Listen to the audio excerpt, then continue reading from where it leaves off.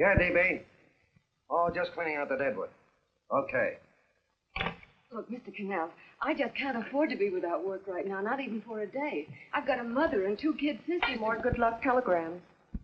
Well, you know how it is. I've just got to keep on working, see? Sorry, sister. I was sent down here to clean house. I told you I can't use your column anymore. It's lavender and no lace. Send those other people in. I'll tell you what I'll do. I get $30. I'll take 25. 20 if necessary. I'll do anything you say. It isn't the money. We're after circulation. What we need is fireworks. People have been hit with sledgehammers. Start arguments. Oh, I can do that. I know this town inside out. Oh, give me a chance, All right, please. come in. Cashier's got your check. Who are these people? Gibbs, Frawley, Cunningham, Giles. Hey, you sister. Don't forget to get out your last column before you pick up your check.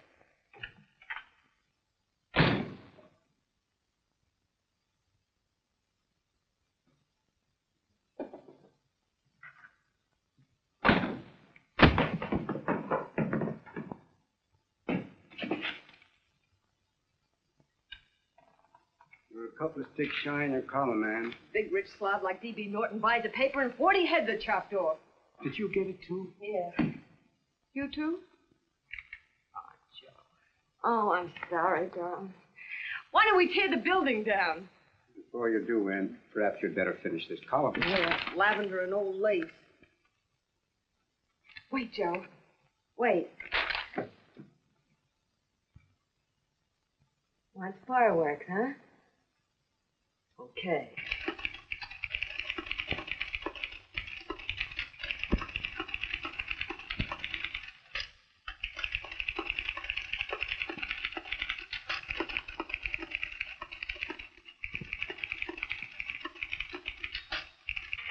Here. Below is a letter which reached my desk this morning. It's a commentary on what we laughingly call the civilized world. Dear Miss Mitchell, 4 years ago, I was fired out of my job. Since then, I haven't been able to get another one. At first, I was sore at the state administration because it's on account of the slimy politics here we have all this unemployment. But in looking around, it seems the whole world's going to pot. So in protest, I'm going to commit suicide by jumping off the City Hall roof. Signed, a disgusted American citizen, John Doe. Editor's note, if you ask this column, the wrong people are jumping off the roofs. Hey, Ann, this is the old Pekaroo, isn't it? Never mind that, Joe. Go ahead. Sorry.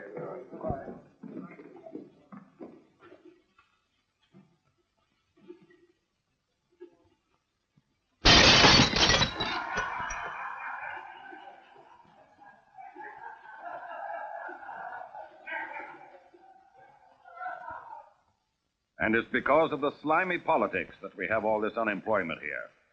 There it is. That's D.B. Norton's opening attack on the governor. Why, Jim, it's just a letter sent into a column. No, I can smell it. That's Norton. Good morning, gentlemen. Good morning, Governor. Good morning, Governor. You're rather early. Governor, did you happen to see this in the new bulletin? Yes. I had it served with my breakfast this morning. Jim thinks it's D.B. Norton at work. Of course it is. Oh, come, Jim. That little item, D.B. Norton does things in a much bigger way. This is his opening attack on you, Governor. Take my word for it. What did he buy a paper for? Why did he engage a high-pressure editor like Cannell for? He's in the oil business. I tell you, Governor, he's after your scalp. All right, Jim, all right. Don't burst a blood vessel. I'll look into it. You get me Spencer of the Daily Chronicle, please? Yes, I saw it, Governor. If you ask me, that's a phony letter. Why, that gag has got whiskers on it. Okay, I'll get the mayor and maybe the Chamber of Commerce to go after them. Get Mayor Lovett on the phone. Sorry, the mayor's busy on the other phone. Yes, I know, Mrs. Brewster. It's a terrible reflection on our city. I've had a dozen calls already. Spencer of the Chronicle. Hold it. Just a minute. Yes, Mrs. Brewster. I'm listening. I insist that this John Doe man be found and given a job at once. Now, if something isn't done about it, I'll call out the whole auxiliary. Yes, Spencer? Oh?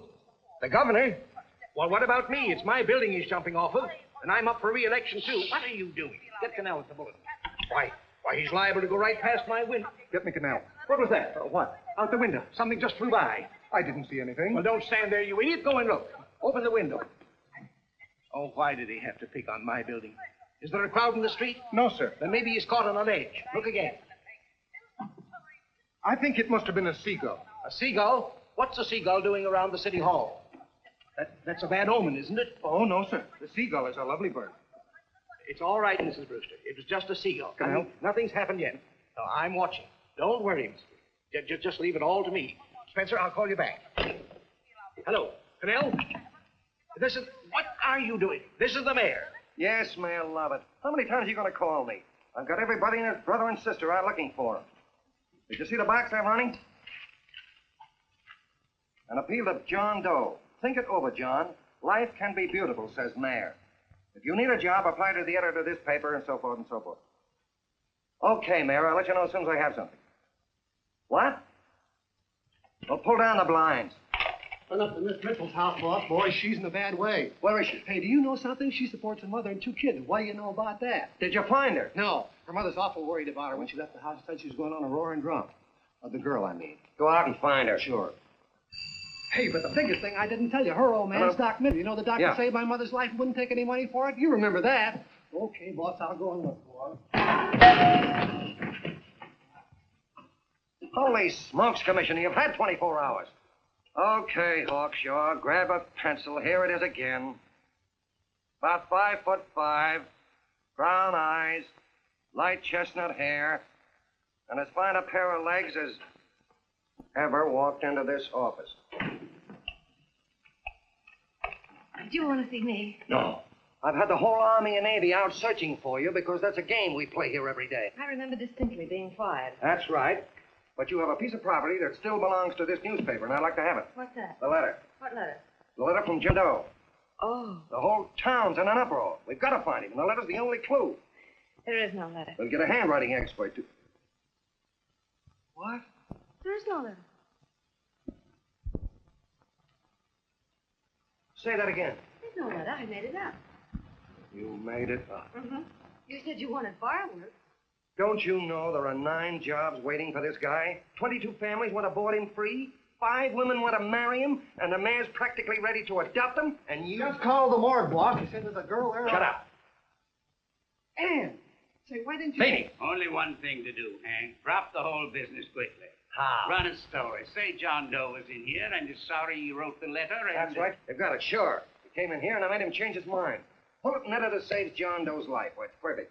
I'll have Ned write it up. Oh, Ned, I got a story I want you to... Wait a minute.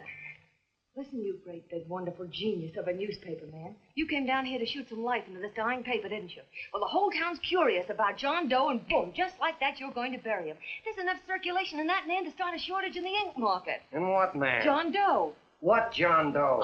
John Doe, the one I made up. Look, genius. Now, look. Suppose there was a John Doe and he walked into this office. What would you do? Find him a job and forget about the whole business, I suppose, huh? Not me. I'd make a deal. A deal? Sure, when you get hold of a stunt that sells papers, you don't drop it like a hot potato. Well, this is good for at least a couple of months. You know what I'd do? Between now and, let's say, Christmas when he's going to jump, I'd run a daily yarn. Starting with his boyhood, his schooling, his first job. A wide-eyed youngster facing a chaotic world. The problem of the average man, of all the John Does in the world. Now, then comes the drama. He meets discouragement. He finds the world is free to play. His ideals crumble, so what does he do? He decides to commit suicide and protest against the state of civilization. He thinks of the river, but no. No, he has a better idea. The city hall. Why? Because he wants to attract attention. He wants to get a few things off his chest, and that's the only way he can get himself heard. So? So he writes me a letter, and I dig him up. He pours out his soul to me. And from now on, we quote, I protest by John Doe. He protests against all the evils in the world. The greed, the lust, the hate, the fear. All of man's inhumanity to man. Arguments will start. Should he commit suicide or should he not? People will write in pleading with him, but no. No, sir, John Doe will remain adamant. On Christmas Eve, hot or cold, he goes. See? Very pretty. Very pretty indeed, Miss Mitchell. But would you mind telling me who goes on Christmas Eve? John Doe. What John Doe? The one we hire for the job, you lunkhead. Wait a minute. Let me get this through this lame brain of mine. Are you suggesting we go out and hire someone to say he's going to commit suicide on Christmas Eve? Is that it? Well, you're catching on. Who, for instance? Anybody. Beanie'll do. Why, sure. Who, me? Jump off a... Oh, no, any time at Christmas. I'm superstitious.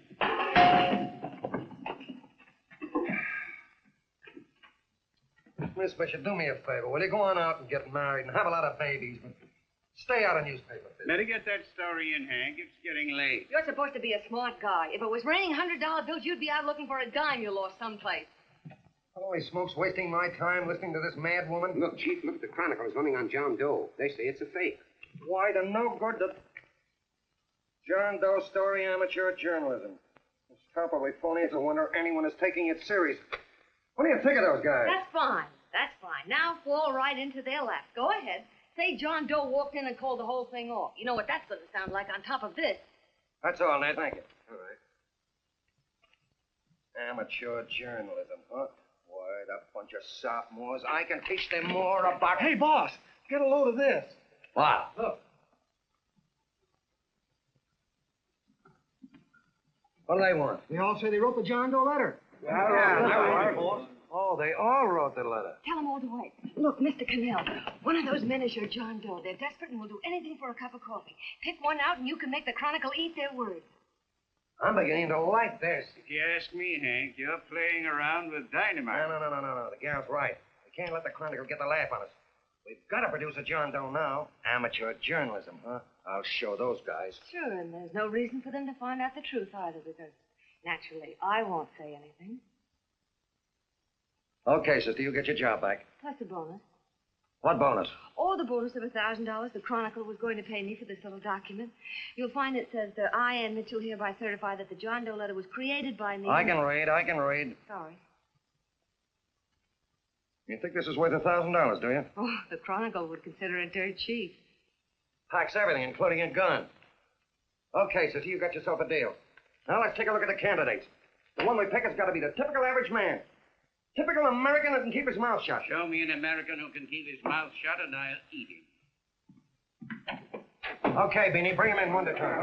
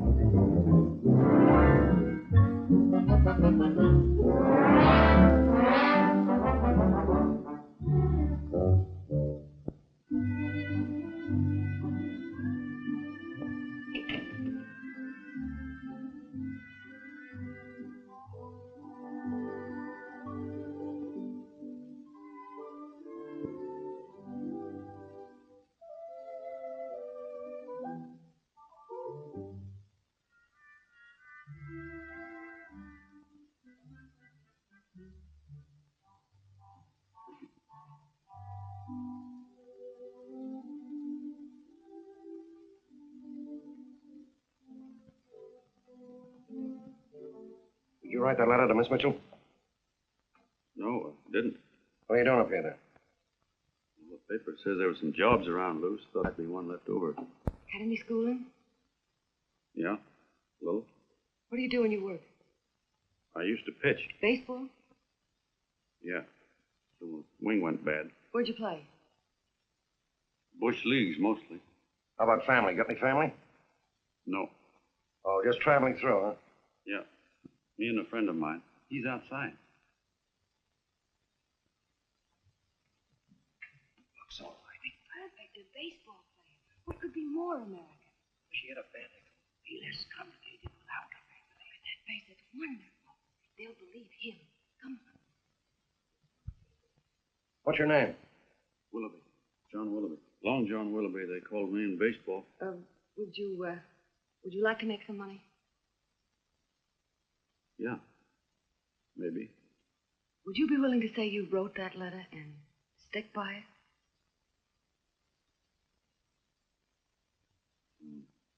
I get the idea.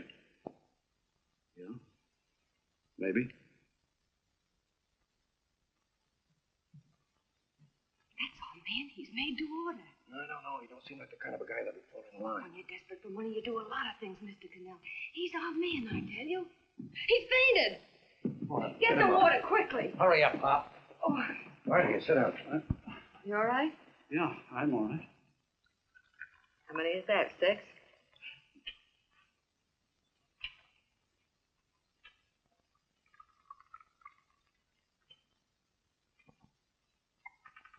Pretty hungry, weren't you? this John Doe business is batty, if you ask me. Well, nobody asked you. Trying to improve the world by jumping off buildings. You couldn't improve the world if the buildings jumped on you. Don't mind the colonel. He hates people. He likes you well enough to stick around. Well, that's because we both play doohickeys. I met him in a boxcar a couple of years ago. I was fooling around with my harmonica, and he comes over and joins in. I haven't been able to shake him since.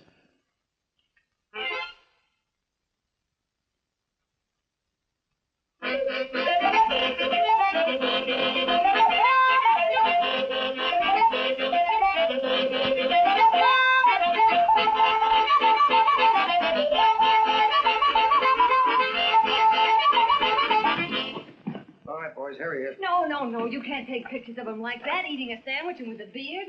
But he's going to jump off a building. Yes, but not because he's out of a job. That's not news. This man's going to jump as a matter of principle. Well, maybe you're right. We'll clean him up and put him in a hotel room under bodyguards. We'll make a mystery out of him. Did you speak to Mr. Norton? Thinks it's terrific. Says for us to go the limit. Wants us to build a bonfire under every big shot in the state. Oh, swell. Is that the contract? Yeah. What's he doing here? Friend of his. They play duets together. Duets? But can we trust him? Oh. I trust him. Oh, you trusted me. Well, that's fine. I suppose he trusts you, too. Oh, stop worrying. He's all right. Okay, but we don't want more than a couple of hundred people in on this thing. Now, the first thing I want is an exact copy of the John Doe letter in your own handwriting. I've got it already. Here. No, that's fine. Now, I want you to sign this agreement. It gives us an exclusive story under your name, day by day, from now until Christmas. On December 26th, you get one railroad ticket out of town. And the bulletin agrees to pay to have your arm fixed. That's what you want, isn't it? Yeah, but it's got to be by Bonesetter Brown. Okay, Bonesetter Brown goes. Here, sign it. Meanwhile, here's $50 spending money. That's fine. Beanie? Yes, boss. Take charge of him. Get him a suite at the Imperial and hire some bodyguards. He had some new clothes, Beanie. Think we better have him deloused? Yeah. Both of them? Yes, both of them, but don't let them out of your sight. Hey, Beanie, Gray's suit, huh? Yeah. Okay, fellas. And you start pounding that typewriter. Oh, boy, this is terrific. No responsibilities on our part, just statements from John Doe, and we can blast our heads off. Before you pop too many buttons, don't forget to make out that check for $1,000. Okay, fellas, now, let me see. You sit outside the door. Nobody comes in, see? You two fellas sit in here. Hey, pretty nifty, huh? You ain't going to get me to stay here. Sure you are. No, sir. That spot under the bridge where we slept last night's good enough for me. Hey, what'll I do with this baggage? Let's stick him in the bedroom. Give me mine. I ain't staying. You know, we were headed for the Columbia River country before all this John Doe business came up. You remember that, don't you? Sure, I remember. Say, your ears popped coming up in the elevator. Mine did. All along, John. I tell you, it's no good. You're going to get used to a lot of stuff that's going to wreck you. Why, that $50 in your pocket's beginning to show up on you already. And don't pull that on me, neither. Stop worrying, Colonel. I'm going to get my arm fixed out of this. Hey, here's some cigars the boss sent us. Have one. Hey, Help cigar. sell. No.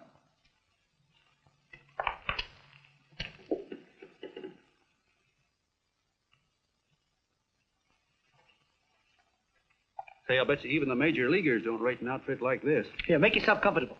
Paper? I don't read no papers, and I don't listen to radios either. I know the world's been shaped by a drunken barber, and I don't have to read it. I've seen guys like you go under before. Guys that never had a worry. Then they got a hold of some dough and went goofy. The first thing that happens Hey, to a you guy... got a load of the bedroom. No. The first thing that happens to a guy like that, he starts wanting to go into restaurants and sit down at a table and eat salads and cupcakes and tea. Boy, what that kind of food does to your system.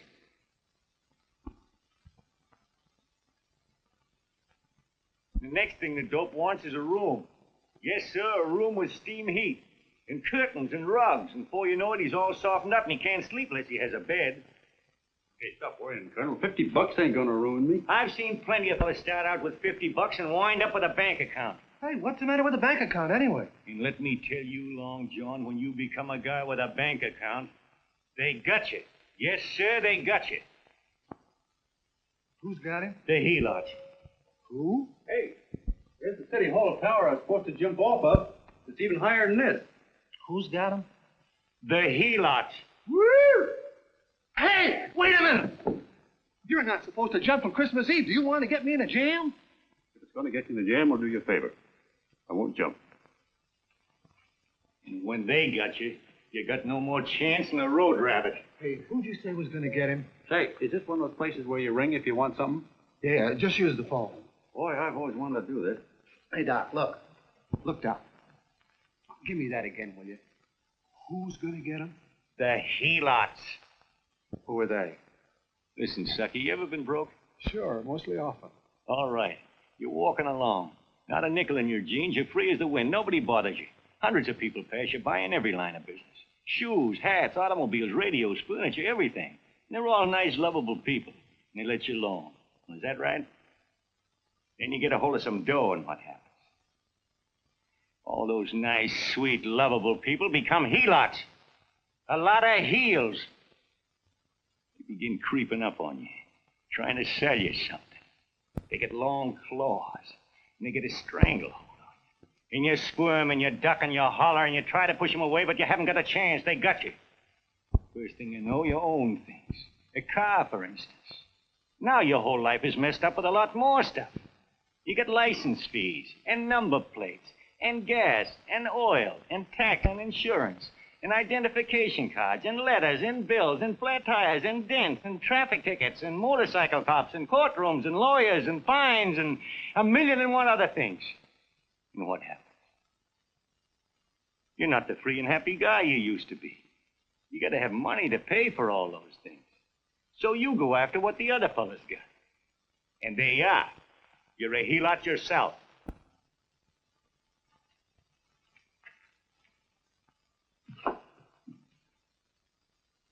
You win, Colonel. Here, take the 50.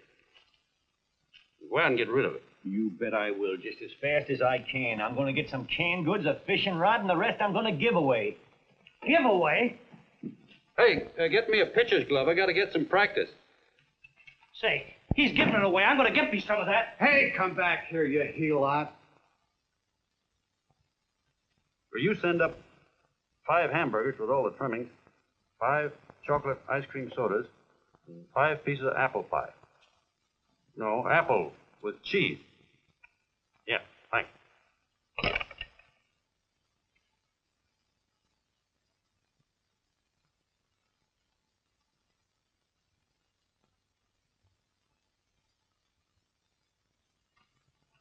Hello there. Well, if it isn't the man about town. All set, Miss Anne. Oh, yes. Let's go. Let's see, we want some action in these pictures. Action? Mm-hmm. That's good. No. This man's going to jump off a roof. Oh. Here, wait a minute. Let me comb your hair. Sit down. Yeah, that's better.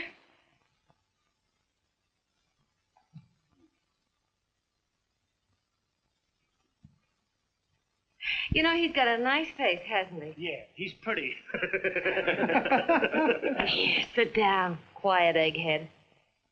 All right, now a serious expression. Can't. I'm feeling too good. Oh, come on now. This is serious. You're a man disgusted with all of civilization. With all of it? Yes, you saw the world. Come on now. Oh, crabby guy, huh? Yeah. No.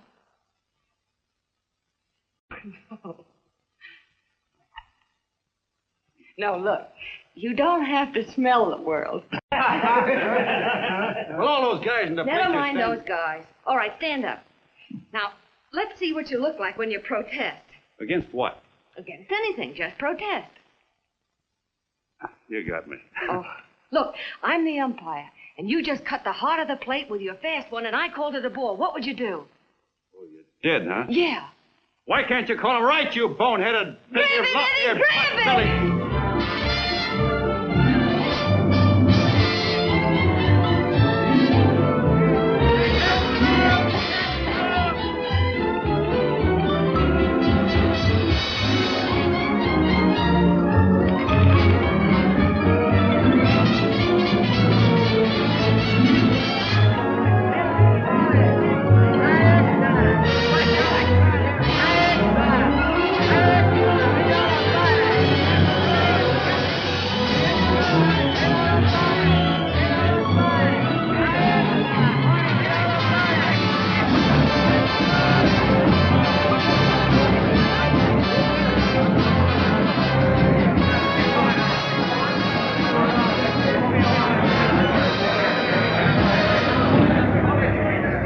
I don't care whose picture they're publishing. I still say that this John Doe person is a myth, and you can quote me on that. And I'm going to insist on his being produced for questioning. You know as well as I do that this whole thing is being engineered by a vicious man with a vicious purpose, Mr. D.B. Norton.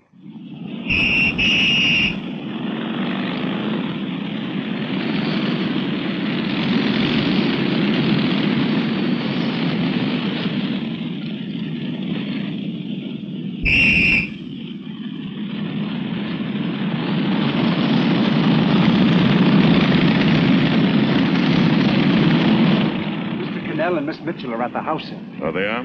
All right. Come on. Personally, I think it's just plain stupidity to drop it. Now, you should see a fan mail, thousands. Why, it's going over like a house afire. What are you afraid of, Canal? It's doubled our circulation. Yeah, but it's got everybody sore. Ads are being pulled. The governor's starting a libel suit. What's more, they all know John Doe's a phony, and they insist on seeing Well, what him. about it? Let them see him. We'll go on one better. They can also hear him. You, Mr. Norton, why not put him on the hair? Watch out for this damn DB. She'll drive you batty. Oh, Look, what? we can't let him get to this Bush League pitcher and start pumping him. Good night. Now, tell him what that screwball might do. I walk in yesterday, here he is, standing on a table with a fishing pole, fly casting. Take my advice and get him out of town before this thing explodes in our faces. If you do, Mr. Norton, you're just as much of a dumb cluck as he is. Excuse me. No, you got yourself a meal ticket and you hate to Sure, let it's go. a meal ticket for me, I admit it, but it's also a windfall for somebody like Mr. Norton who's trying to crash national politics. That's what you bought the newspaper for, isn't it? You want to reach a lot of people, don't you? Well, put John Doe in the air and you can reach 130 million of them. He can say anything he wants and they'll listen to him. All right, we'll forget the governor and the mayor and all the small fry like that. This can arouse national interest. If he made a hit around here, he can do it every place else in the country. And you'll be pulling the strings, Mr. Norton.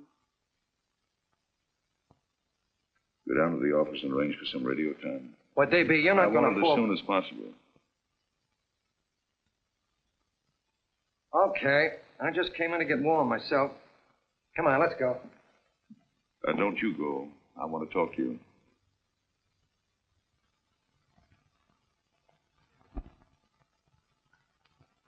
Sit down.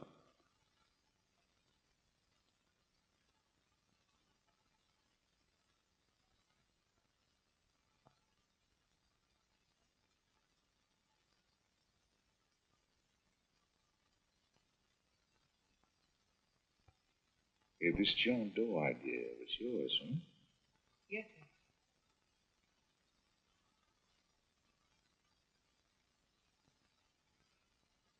How much money do you get? $30. $30. Well, what are you after? I mean, what do you want? A journalistic career? Money. Money? Well, I'm glad to hear somebody admit it. Do you suppose you could write a radio speech that would put that fellow over? Oh, I'm sure I can. Do it, and I'll give you $100 a week. $100? That's only the beginning. You play your cards right, and you'll never have to worry about money again. Oh, I knew it. Hello. Hello. Whenever there's a pretty woman around. This is my nephew, Ted Sheldon, Miss Mitchell. How do you do? How do you do? All right, Casanova, I'll give you a break. See that Miss Mitchell gets a car to take her home. Always reading my mind, aren't you? Thank you very much for everything. And Miss Mitchell, I think from now on you'd better work directly with me. Yes, sir.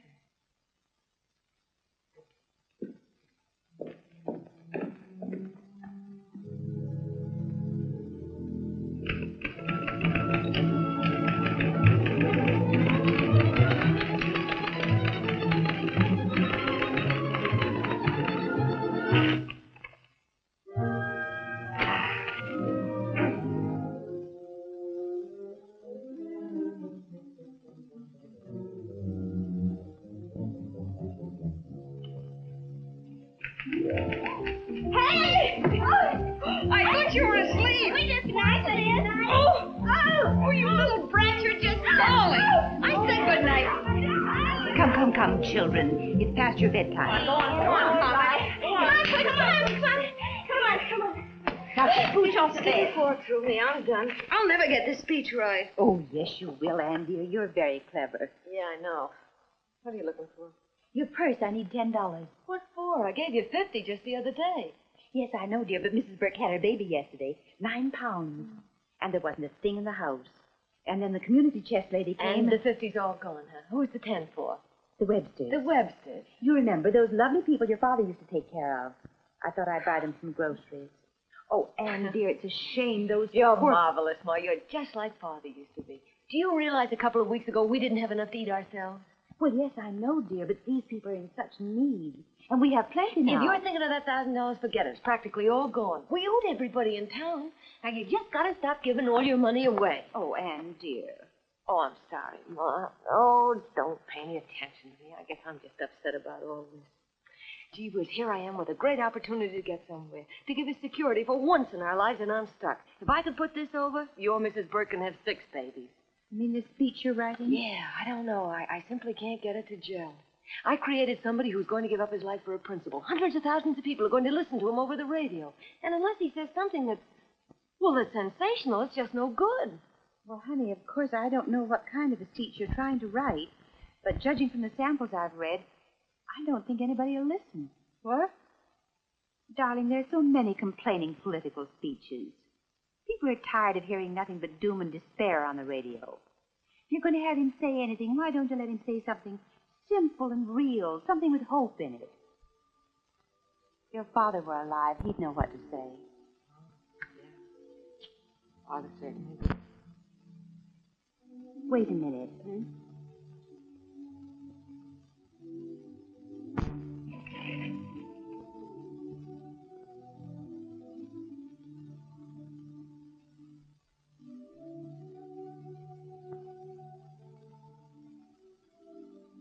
That's your father's diary, Anne.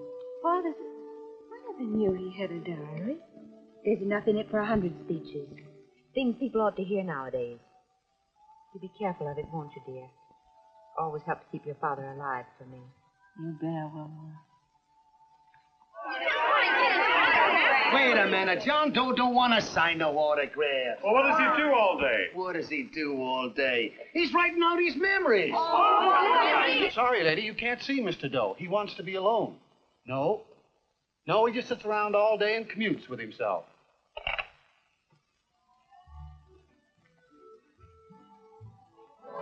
Oh!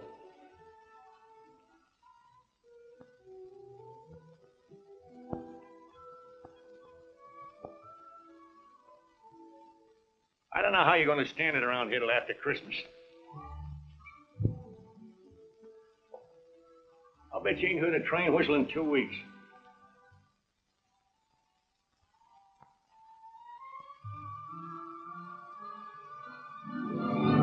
Steam, right!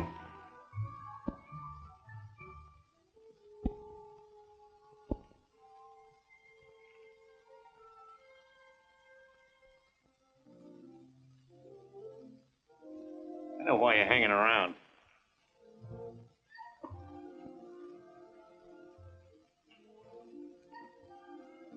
You're stuck on the girl. That's all a guy needs is to get hooked up with a woman.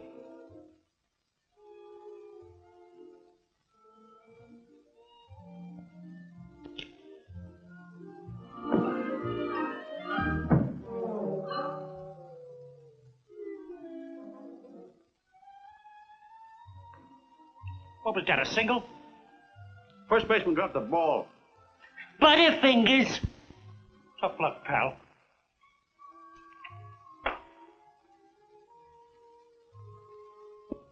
Guy has a woman on his hand. First thing he knows, his life is balled up with a lot more things. Furniture.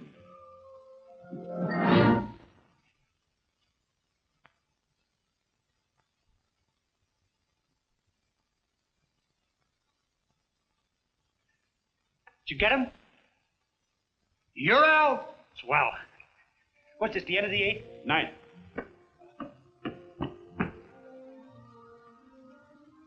Hey, Beanie, there's a couple of mugs from the Chronicle snooping around out here. Ah! Come on, Angel Face. Gangway. What's the score, Angel Face? 3-2, off paper. Gee, that's great.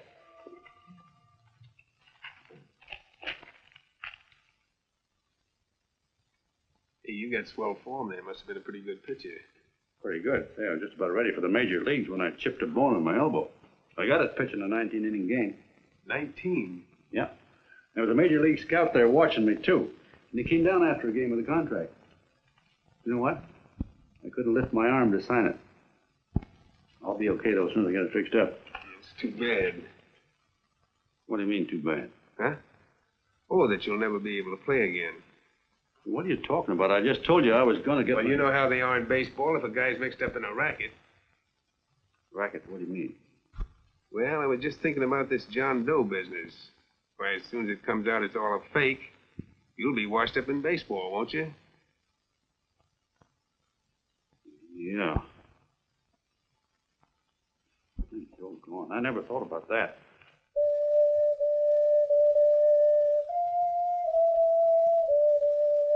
Gosh. And another thing, what about all the kids in the country? The kids that idolize ball players. What are they going to think about you? Yeah. Hey, Colonel. Did you hear that? I got to figure some way out of this thing.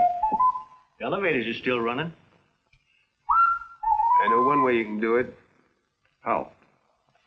Well, when you get up there on the radio, all you have to do is to say the whole thing's a frame-up. Make you a hero sure as you're born.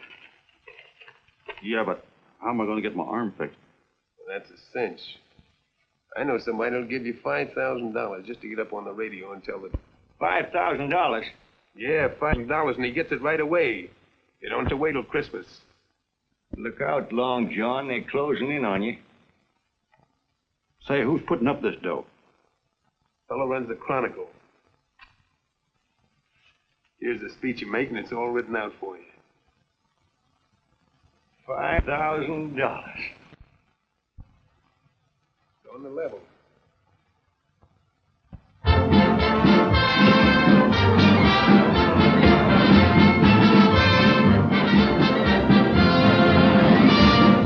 No, I'm sorry. Tickets for the broadcast are all gone. Phone the bulletin. Sorry, no more tickets left.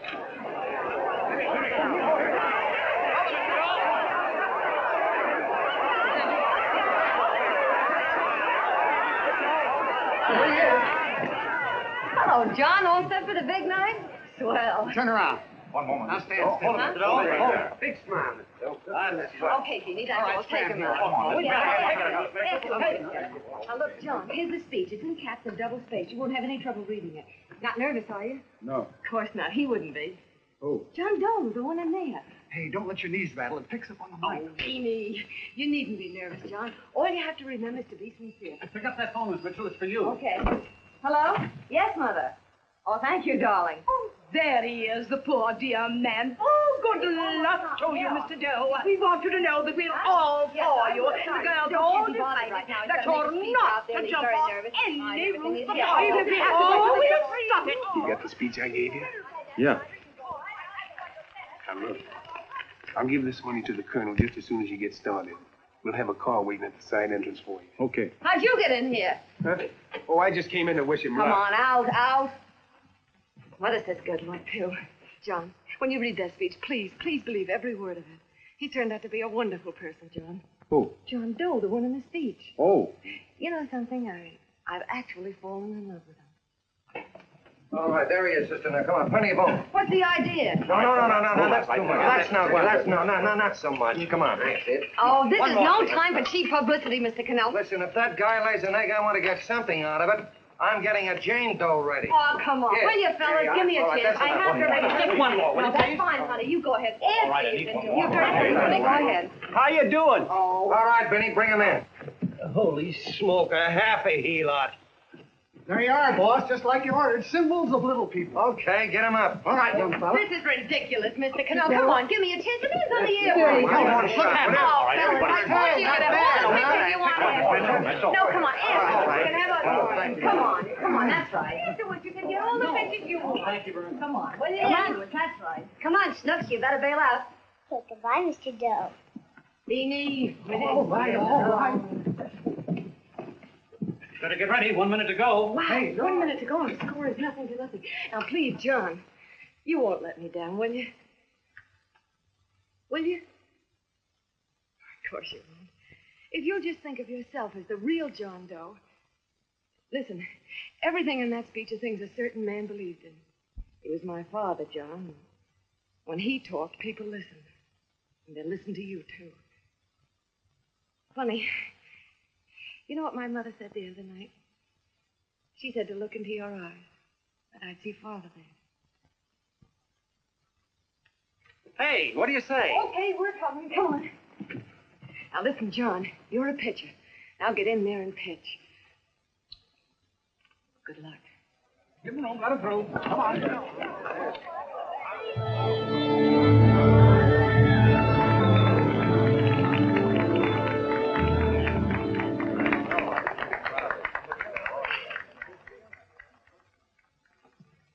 Hey, let's get out of here. There's the door right there. Hey, what are you doing here? That's what I'd like to know. Come on, Alpha. Hey, he's a friend of mine. Never mind, let him alone. He's all right.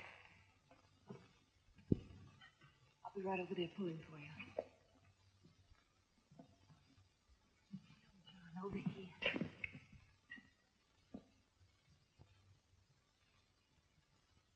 Stand by.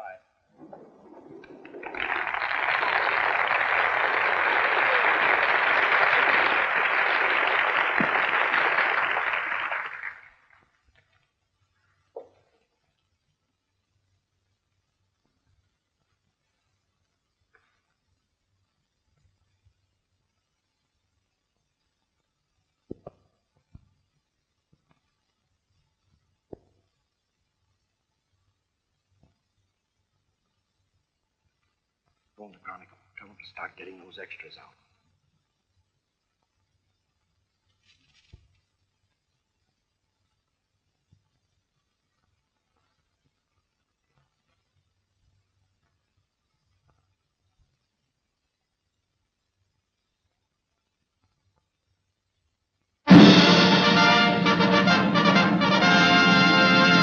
And good evening, ladies and gentlemen. This is Kenneth Fry speaking for the New Bulletin. Tonight we give you something entirely new and different. Standing beside me is the young man who has declared publicly that on Christmas Eve he intends to commit suicide, giving as his reason, quote, "I protest against the state of civilization," end quote. Ladies and gentlemen, the New Bulletin takes pleasure in presenting the man who is fast becoming the most talked-of person in the whole country, John Doe.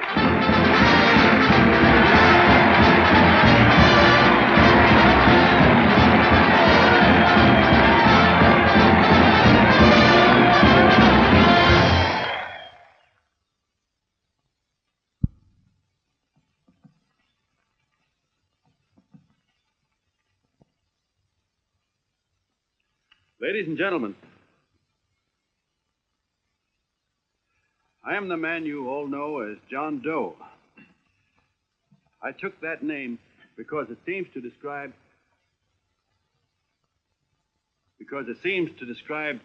the average man. And that's me. And that's me. Well, it was me, before I said I was going to jump off the city hall roof at midnight on Christmas Eve. Now I guess I'm not average anymore. Now I'm getting all sorts of attention. From big shots, too. We've been double-crossed. The mayor and the governor, for instance. They don't like those articles I've been writing. You're an imposter, young fellow. That's a pack of lies you're telling. Who wrote that speech for you? Benny, get that guy. Hey, Ken.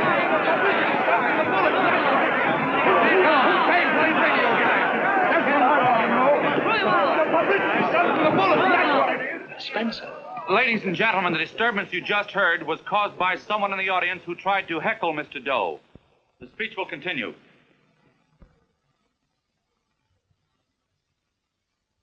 Well, people like the governor and that fellow there can stop worrying. I'm not going to talk about them. I'm going to talk about us, the average guys, the John Does. If anybody should ask you what the average John Doe is like, you couldn't tell him because he's a million and one things. He's Mr. Big and Mr. Small.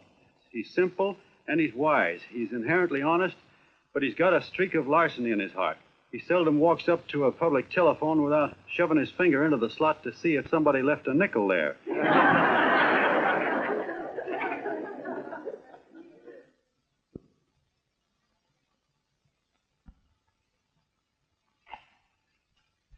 He's the man the ads are written for. He's the feller everybody sells things to. He's Joe Dokes, the world's greatest stooge and the world's greatest strength.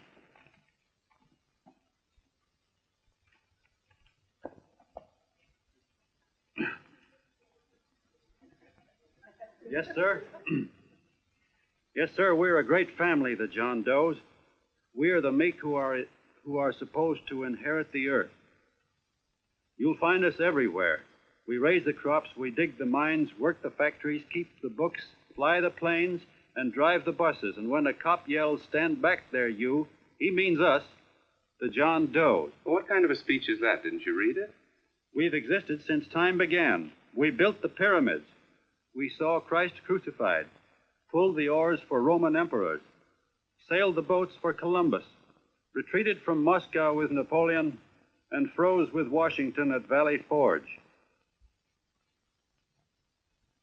Yes, sir. We've been in there dodging left hooks since before history began to walk.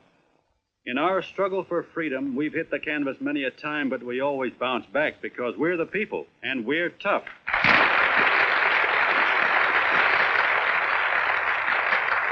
They've started a lot of talk about free people going soft, that we can't take it. That's a lot of hooey. A free people can beat the world at anything, from war to tiddlywinks, if we all pull in the same direction.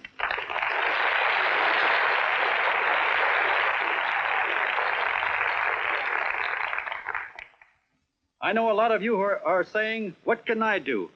I'm just a little punk. I don't count." Well, you're dead wrong. The little punks have always counted, because in the long run, the character of a country is the sum total of the character of its little punks.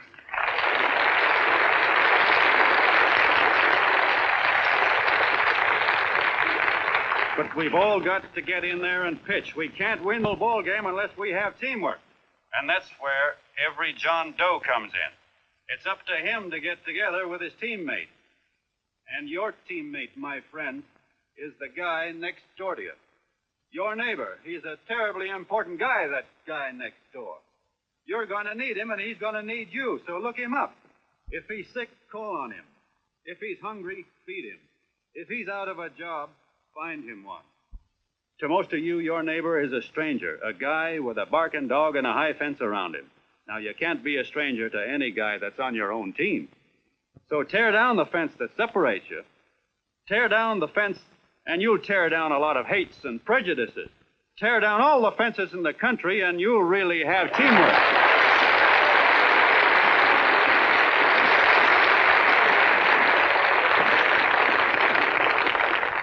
I know a lot of you are saying to yourselves, "He's asking for a miracle to happen. He's expecting people to change all of a sudden."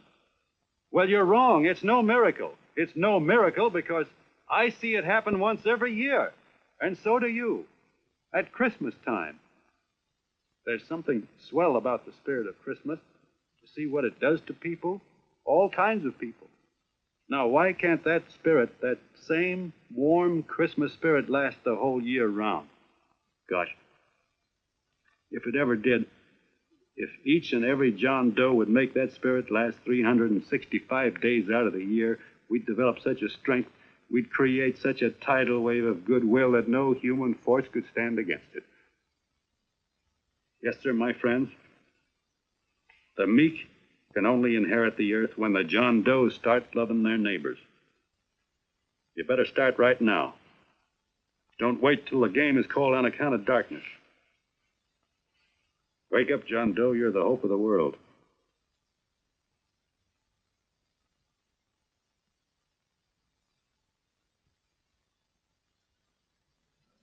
John, you were wonderful.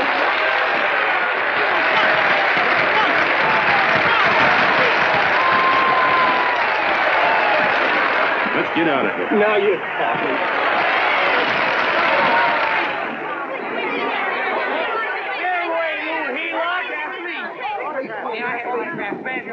Hey!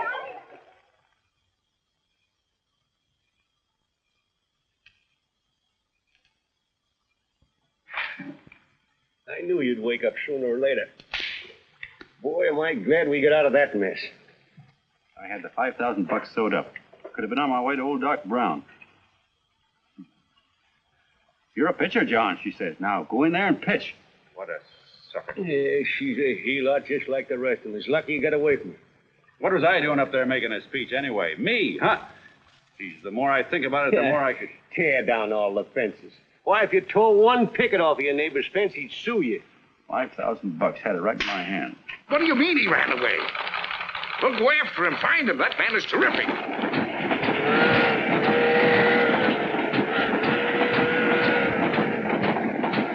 Hey, here we come.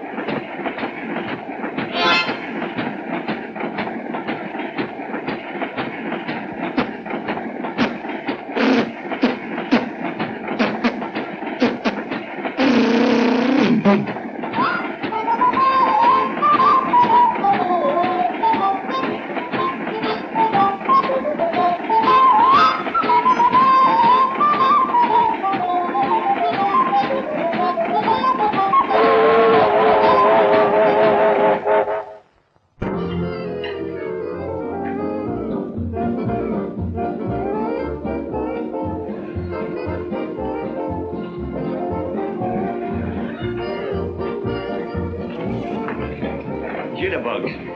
Yeah. How much money we got left? 4 bits. Better make it donuts, huh? Yeah.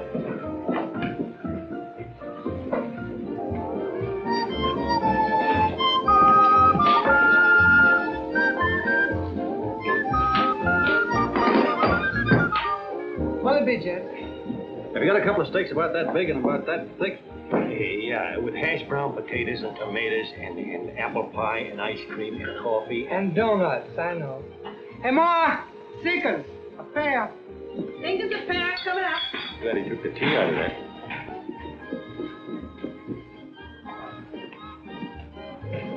Hey, look. Join the John Doe Club. John Doe Club?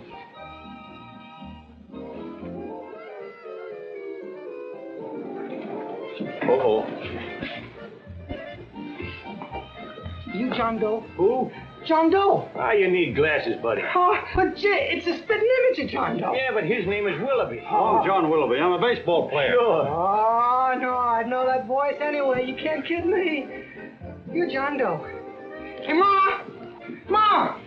That's John Doe. John Doe. Yeah, sitting right there, big as life. Who'd you say it was? John Doe, the big guy there. This is in the back, John Guy. John Doe. Sitting right there, John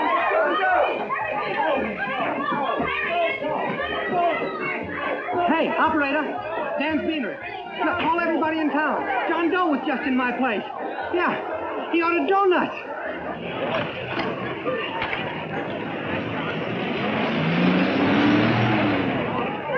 John Doe. Let's see John Doe. John Doe, we're all neighbors. And my office is packed like a sardine box. What does John Doe look like, Mr. Mayor? Oh, he's one of those great big outdoor type men. No, you can't see him. You didn't vote for me the last time. Shame on you. What are you doing there? Get off my front porch anyhow. Mr. Norton come yet? Oh, well, I wonder where he's at. What's keeping him? He should have been here 15 minutes ago. Oh, there he comes now. Now, everybody on your dignity. Don't do anything to disgrace us. A little town, but we got to show off. Better let me talk to him. All right, but present it to him as a great cause for the common man. Ah, here he comes. Now, give room down there. Give him room. Come on now. Come on. Here he comes. Here he comes. Here's Mr. Norton. How do you do, Mr. Norton? I'm Mayor Hawkins. Here's Mr. Miles back here. Let me go, you darn tool. I'm the mayor. Mr. Norton. Mr. Norton. Mr. Norton. I'm Mayor Hawkins. Your office telephoned me to hold him. Well, that's fine. How is he? Oh, he's fine. He's right in my office there. You know, it's a big honor having John Doe here, and you too. Haven't had so much excitement since the old city hall burned down.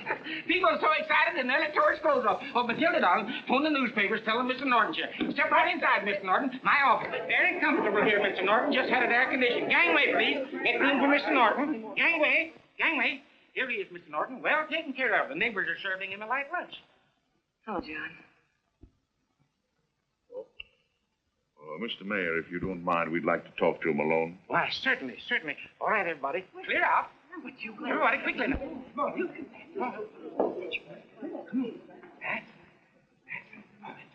on. Don't argue with me here. Wait till we get home. Don't you push me around like that. Even though I'm your wife, you can't push me around. Look, Mr. Norton, I think you got a lot of nerve having those people hold us here. There's nobody holding you here, Mr. Doe. It's only natural There's that nobody holding us here. Let's get going. Incidentally, my name isn't Doe. It's Willoughby. Look, John, something terribly important happened.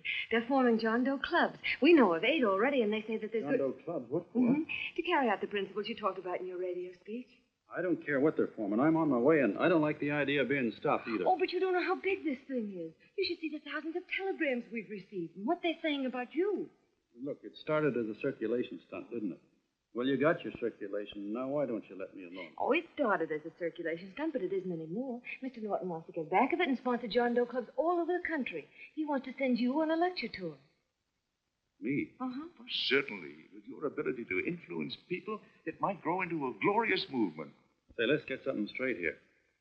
I don't want any part of this thing. If you got an idea I'm going around lecturing to people, why, you're crazy. Baseball's my racket, and I'm sticking to it. Come on, Colonel, let's get out of here. John, please. I just got rid of one crowd. Oh, but please, Mr. Mayor, tell him the John Doe Club wants to talk to him. Let them in, Mr. Mayor. Let them come in. Okay, folks, but remember your manners. No stampeding. Walk slow, like you do when you come to pay your taxes.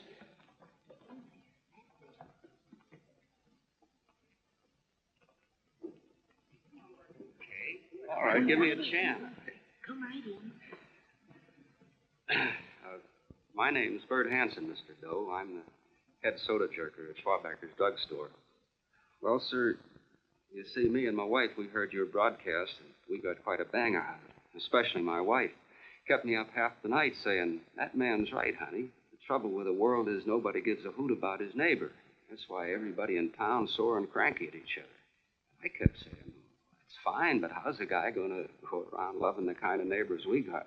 Old Sourpuss, for instance. You see, Sourpuss Smithers lives all alone next door to us. He's a cranky old man and runs a second-hand furniture store. We haven't spoken to him for years. I always figured he was an ornery old gent that hated the world because he was always slamming his garage door and playing the radio so loud he kept half the neighbors up. Well, anyway, the next morning, I'm out watering the lawn, and I look over, and there's Sourpuss on the other side of the hedge straightening out a dent in his fender. And my wife yells to me out the window. She says, go on, speak to him, Bert. And I figured, well, heck, I can't lose anything, so I yelled over to him, good morning, Mr. Smithers. He went right on pounding his fender. Was I burned? So I turned around to give my wife a dirty look, and she said, louder, louder, he didn't hear you. So in a voice you could have heard in the next county, I yelled, good morning, Mr. Smithers. Well, sir, you could have knocked me over with a feather. Old Sourpuss turned around, surprised-like, and he put on a big smile, came over and took my hand like an old lodge brother, and he said, good morning, Hanson. I've been wanting to talk to you for years, only I thought you didn't like me. And then he started chatting away like a happy little kid. He got so excited his eyes off. Well, Mr. Doe, before we got through, I found out Smithers is a swell egg, only he's pretty deaf, and that accounts for all the noises. And he says it's a shame how little we know about our neighbors. And then he got an idea. And he said, how's about inviting everybody someplace where we can all get together and know each other a little better? Well, I'm feeling so good by this time, I'm ripe for anything. So Smithers goes around the neighborhood inviting everybody to a meeting at the schoolhouse. And I tell everybody that comes in the store, including Mr. Schwabacker, my boss. I'm talking too much. Well, I'll be doggone if for 40 people don't show up. Of course, none knew what to do, but we sure got a kick out of seeing how glad everybody was just to say hello to one another. Tell him about making Sourpuss chairman. Oh, yeah, we made Sourpuss chairman and decided to call ourselves the John Doe Club. And say, incidentally, this is my wife. Come here, honey. This is my wife, Mr. Doe. How do you do, Mr. Doe? Sourpuss is here, too. Oh, is he? This is Sourpuss, or excuse me, Mr. Smithers, Mr. Doe. That's all right. If you didn't call me Sourpuss, it wouldn't feel natural. Well, anyway, I guess nearly everybody in the neighborhood came except the Delaney's. And the Delaney's live in a big house with an iron fence around it, and they always keep their blinds drawn. And we always figured that he was just an old miser that sat back counting his money, so why bother about inviting him until Grimes, the milkman, spoke up, and he said, say, you've got the Delaney's all wrong. And then he tells us about how they canceled their milk last week, and how when he found the milk, got kind of curious-like, and he peeked in under the blinds and found the house was empty. If you ask me, he says, they're starving. Old man Delaney has been bringing his furniture over to my place at night, one piece at a time, and selling it.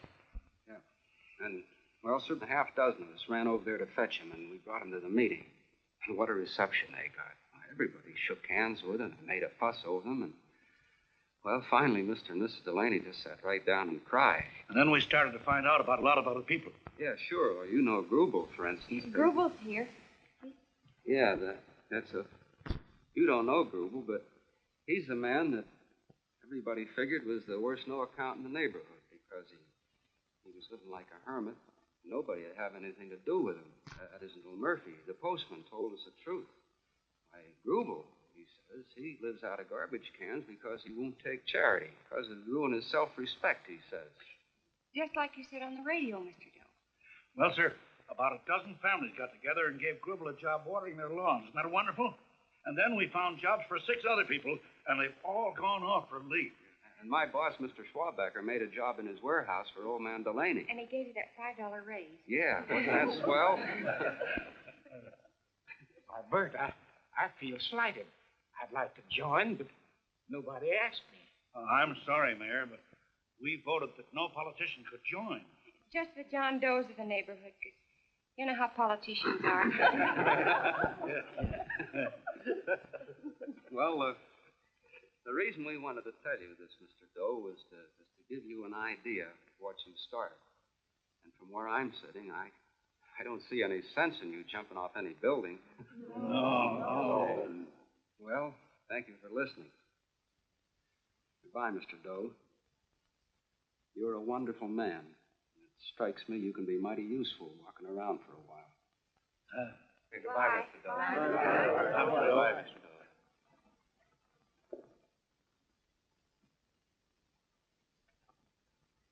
I'm Mrs. Delaney, Mr. Doe. And God bless you, my boy.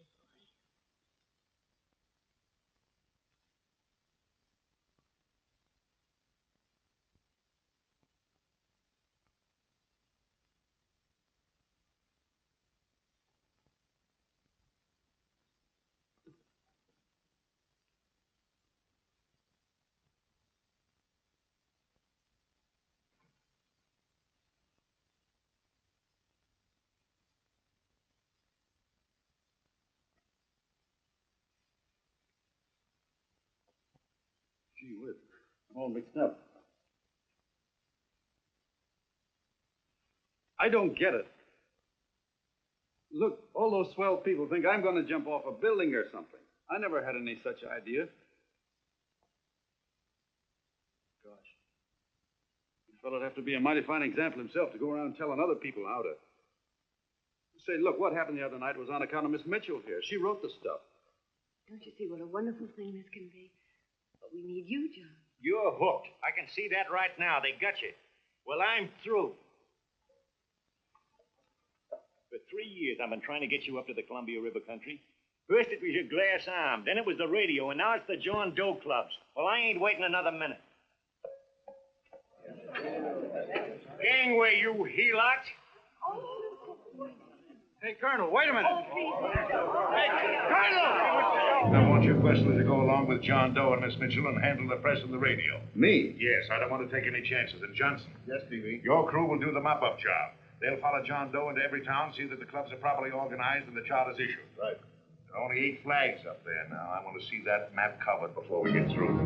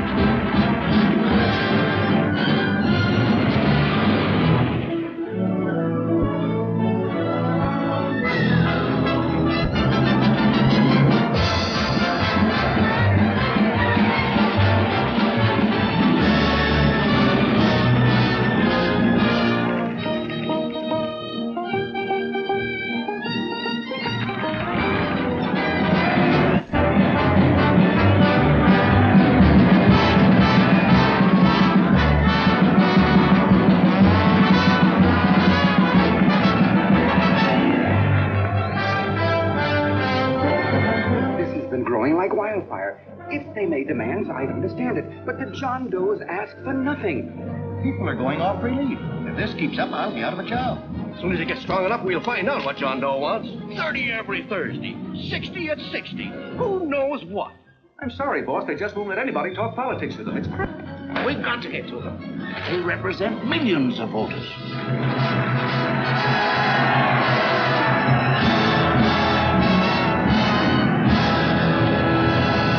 I tell you, ladies and gentlemen, this thing has been nothing short of a prairie fire. We've received so many applications for charters to the John Doe clubs, we haven't been able to take care of them. I'd hate to have that many pins stuck in me. This John Doe convention is a natural. It's going to put our city on the map. By over 2,400 John Doe clubs are sending delegates. Can you imagine that? You, Mr. Mayor, will be the official host. You will make the arrangements for decorating the city, parades, and a reception for John Doe when he gets home. And don't wear your high hat. No high hat? No high hat. And from you, Cannell, I want a special John Doe edition every day until the convention is over. And now, if you will, please step into the outer office and look your prettiest because there are photographers there to take pictures of this committee. Don't worry, D.B. Everything will be taken care of. Isn't it all too wonderful? Gather down here in a nice group. I'll get a nice picture of you. Oh, Mr. Mayor, would you sit down in front of these? You ladies get close to that. Well, I don't get... Get what? Look, D.B., I'm supposed to know my way around. This John Doe movement has cost you a fortune. Now, this convention is going to cost plenty. Well? Well, I'm stuck with 2 and 2, and I'm a sucker if I can make 4 out of it. Where do you come in? You have the satisfaction of knowing that my money has been spent for a worthy cause. I see. I better stick to running the paper. Huh? I think maybe you better have.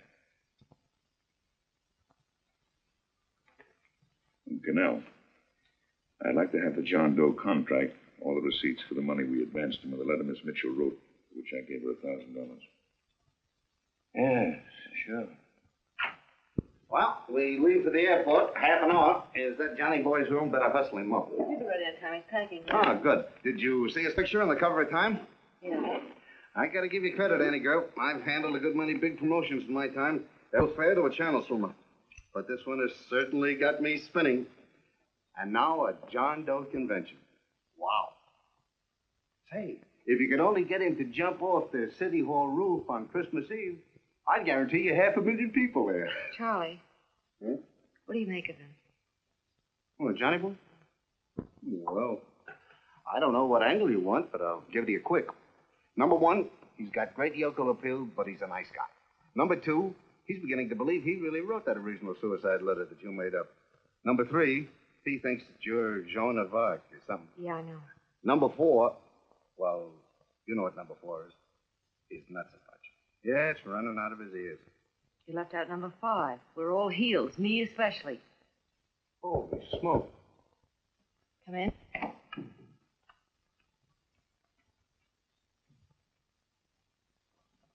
More pack. Good. I'll go and get Beanie Boy. Okay, Charlie boy.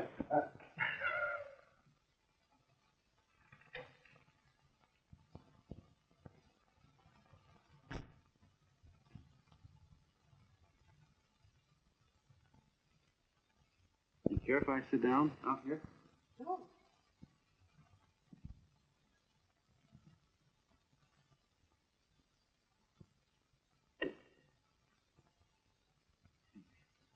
You know, I had a crazy dream last night.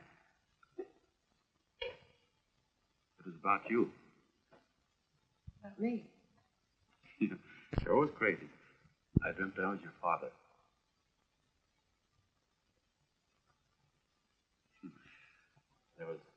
There was something I was trying to stop you from doing. So I got up out of it, and I walked right through the wall here, right straight into your room. You know how dreams are. And there you were in bed. But you're a little girl, you know, about 10. And very pretty, too. So I shook you, and the moment you opened your eyes, you hopped out of bed and started running like your nightgown. You ran right out the window there, and you ran out over the tops of buildings and roofs and everything for miles. And I was chasing you.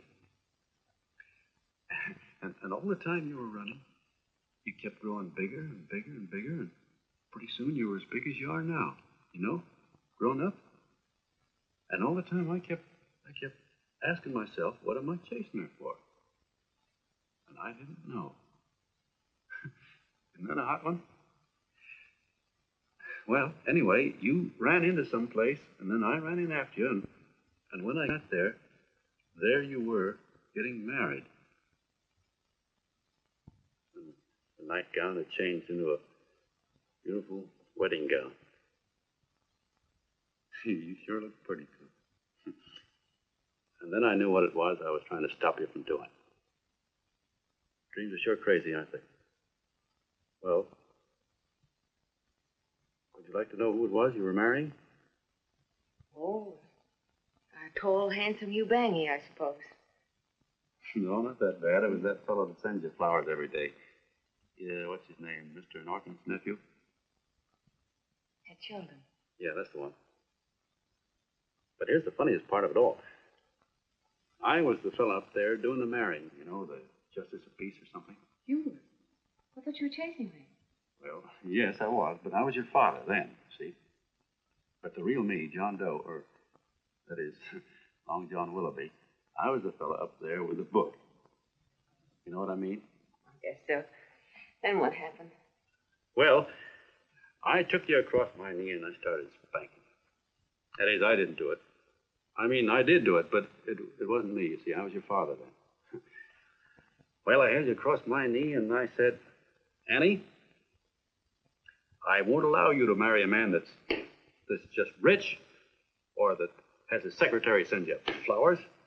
The man you marry has got to swim rivers for you. He's got to climb high mountains for you. He's got to slay dragons for you. He's got to perform wonderful deeds for you. Yes, sir. And all the time, the guy up there, you know, with the book, me, just stood there nodding his head. He said, go to it, Pop. Whack her one from me, because that's just the way I feel about it, too. So he said, come on down here and whack her yourself. So I came down, and I whacked you a good one, see? And he whacked you.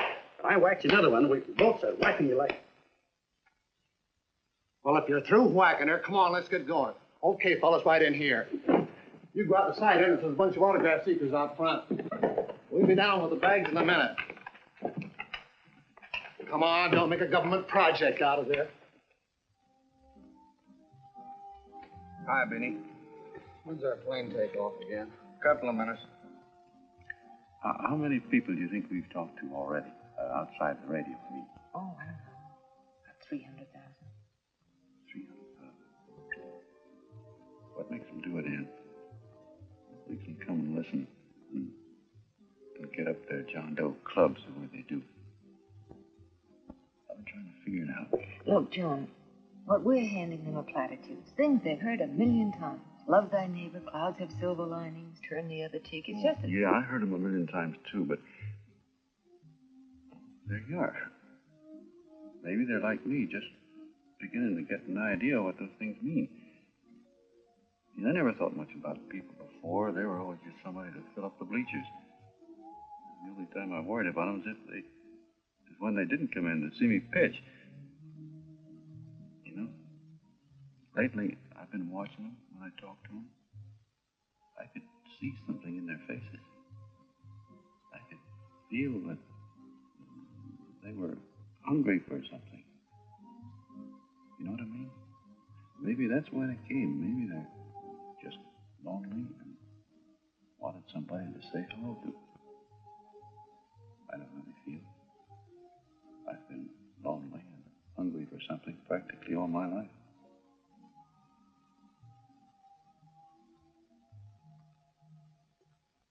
All aboard, folks. Yeah, that's true. Oh, somebody else sitting here? No, that's your seat. And this is your coat. Mine? A little token of appreciation. Oh, it's beautiful, D.B. Well, I don't quite know what to say. Well, don't say anything at all. Just sit down. Oh. Go ahead, open it. Oh. Oh, it's lovely. And a new contract goes with it. Well, come on, spring it. You've got something on your mind. Must be stupendous. Yeah, that's what I like about it. Right to the point, like that.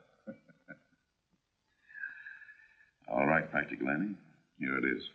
Tomorrow night, before a crowd of 15,000 people and talking over a nationwide radio hookup, John Doe will announce the formation of a third party.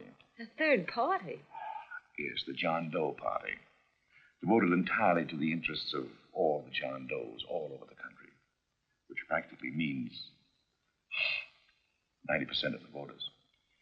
He will also announce the third party's candidate for the presidency. A man whom he personally recommends, a great humanitarian, the best friend the John Does have. Mr. D.B. Norton. Yes.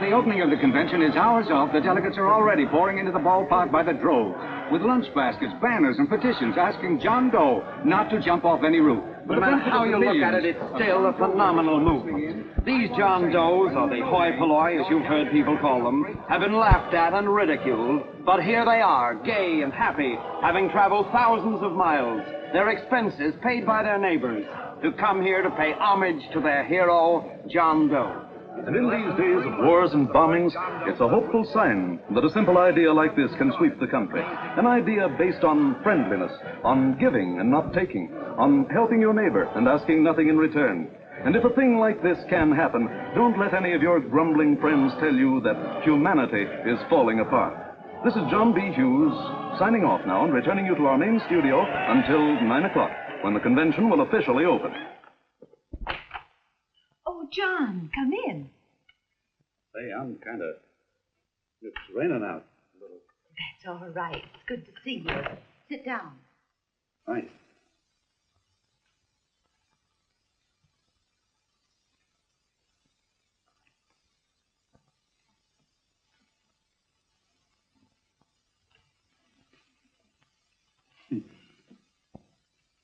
It's for Anne.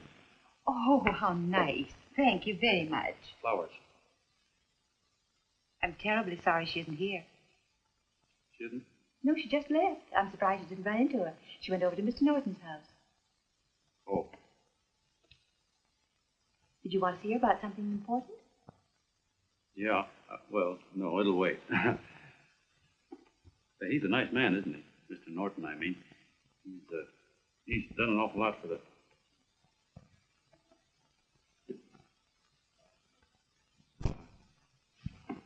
Say, my coat's pretty wet, and I'm afraid I might have wet the couch a little.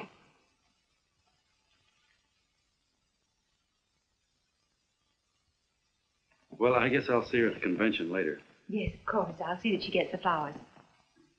Thanks. Good night, Mrs. Mitchell. Good night, John.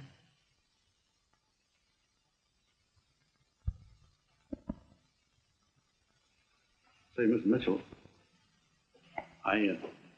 I'm kind of glad Anne isn't here. See, I came over here hoping to see her alone, and kind of hoping I wouldn't, too, you know what I mean? There was something I wanted to talk to her about. Well, I can wait, I guess. Good night.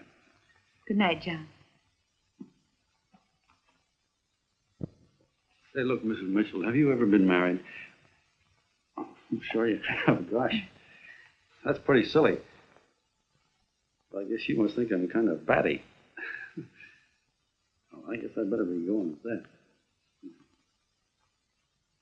John, my husband said, I love you. Will you marry me? You did? Mm-hmm. What happened? I married him. Yeah, that's what I mean, see? It was easy as all that, huh? Uh-huh. Yeah, but look, Mrs. Mitchell, you know, I love Anne, and it's going to be awfully hard for me to say it. Because, well, you know, she's so wonderful. And, well, the best I ever was a Bush League pitcher. And, you know, I think she's in love with another man. The one she made up. You know, the real John Doe. Well, that's pretty tough competition. I bet you he'd know how to say it all right. On me, I get up to it and around it and in back of it, but I never get right to it. You know what I mean? So the only chance I've got is, well, if somebody could kind of give her a warning, sort of prepare her for the shock. You mean you'd like me to do it? Hmm? Well, I was thinking, yeah, you know, sort of break the ice. Of course I will, John. Thank you, Mrs. Mitchell. Then you're okay.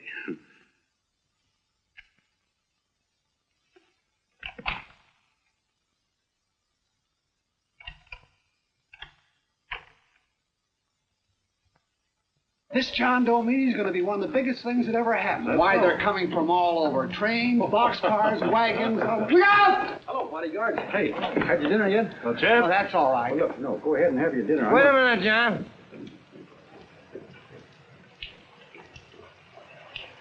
Hello, Mr. Connell. All right, John. John, I want to have a little talk with you. What's the matter? Are you falling? Come in. Hey, boss. Oh, quiet.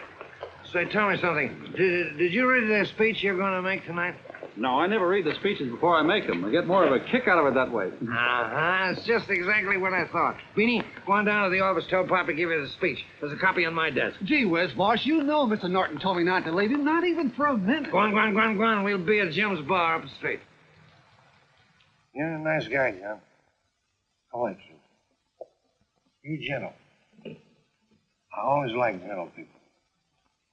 Me, I'm hard. Hard and tough. I got no use for hard people. Gotta be gentle to suit me. Like you, for instance.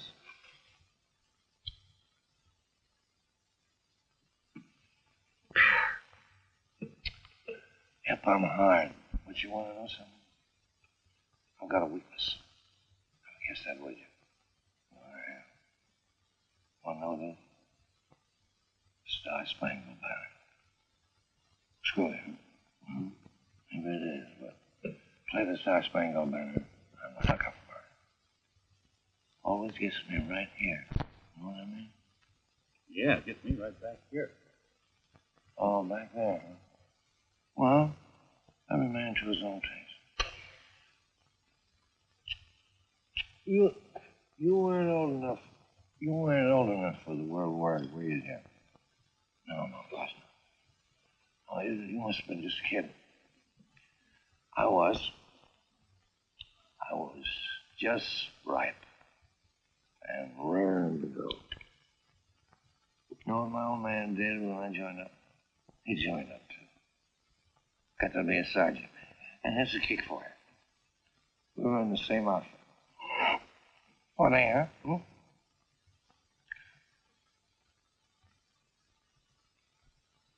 He was killed. I saw him get it. I was right there. I saw it with my own eyes.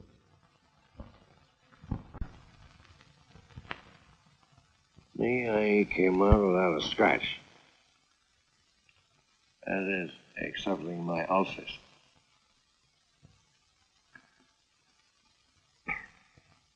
You should be drinking milk, you know. This stuff is poison. Hey, Tubby. Yes, Mr. Canal? What do you say, huh? All right. Yep, I'm a sucker for this country. I'm a sucker for the Star Spangled Banner, and I'm a sucker for this country. I like what we got here. I like it. A guy can say what he wants and do what he wants without having a bayonet shoved through his belly. That's all right. Betcha. Man, we don't want anybody coming around changing it, do we? No, sir. When I do, I get mad. I get boiling mad. Right now, John, I'm sizzling. I get mad for a lot of other guys besides myself.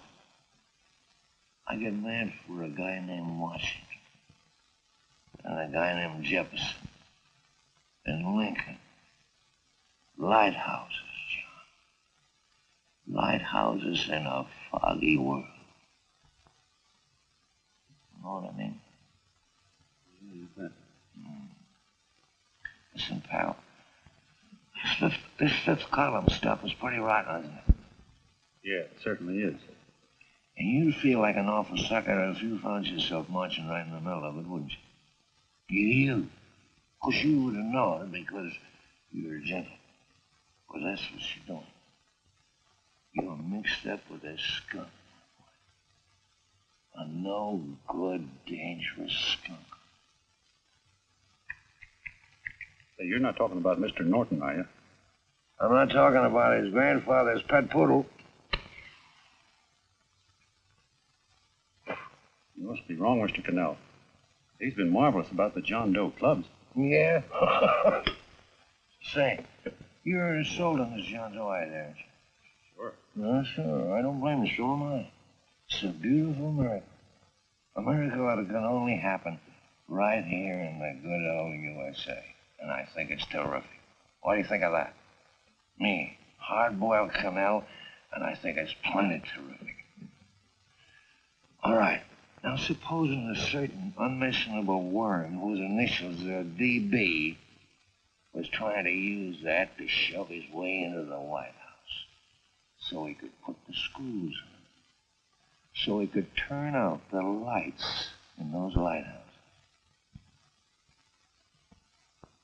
What would you say about that? Huh? I wouldn't go into that, Mr. Cannell. They can't use the John Doe clubs for politics. That's the main idea. Is that so? Then what's a big political boss like Hammer doing in town? And a labor leader like Bennett? A lot of other big shots are up at DB's house right now. Wolves, John. Wolves. Waiting to cut up the John Does. Wait till you get a gander at that speech you're going to make tonight. You're all wet.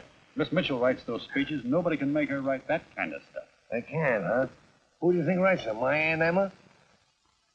I know she writes them. And gets a big bonus for doing them, too. A mink coat and a diamond bracelet. Don't write them. Why, that gold-grabbing dame would double-cross her own mother for a handful of Chinese yen. Shut up. If you weren't drunk, I'd... Hey, boss. Here's the speech, boss.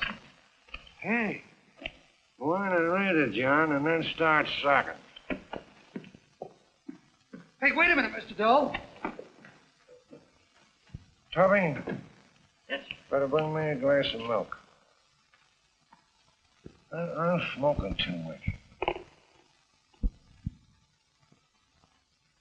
Yes, Charlie? Everything all set? Fine. John Doe been taken care of? Good. How many people do you think will be there? 15,000? Oh, my, that's fine.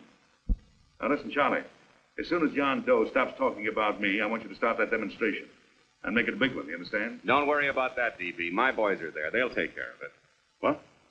Yes, I'll be there 15 minutes after I get your call. Why, Mr. Doe. Where are they? In the dining rooms.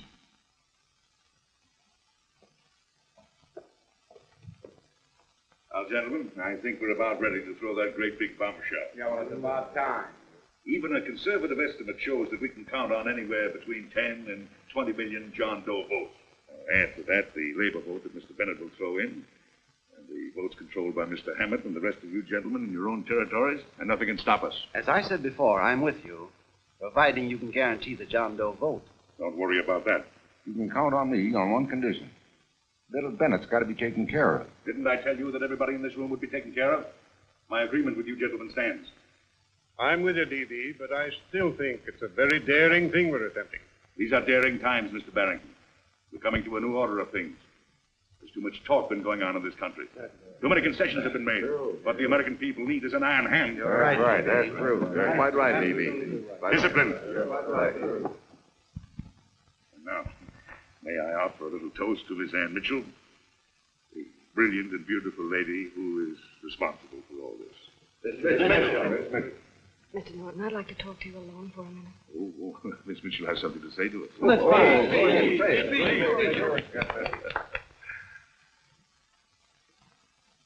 Hello.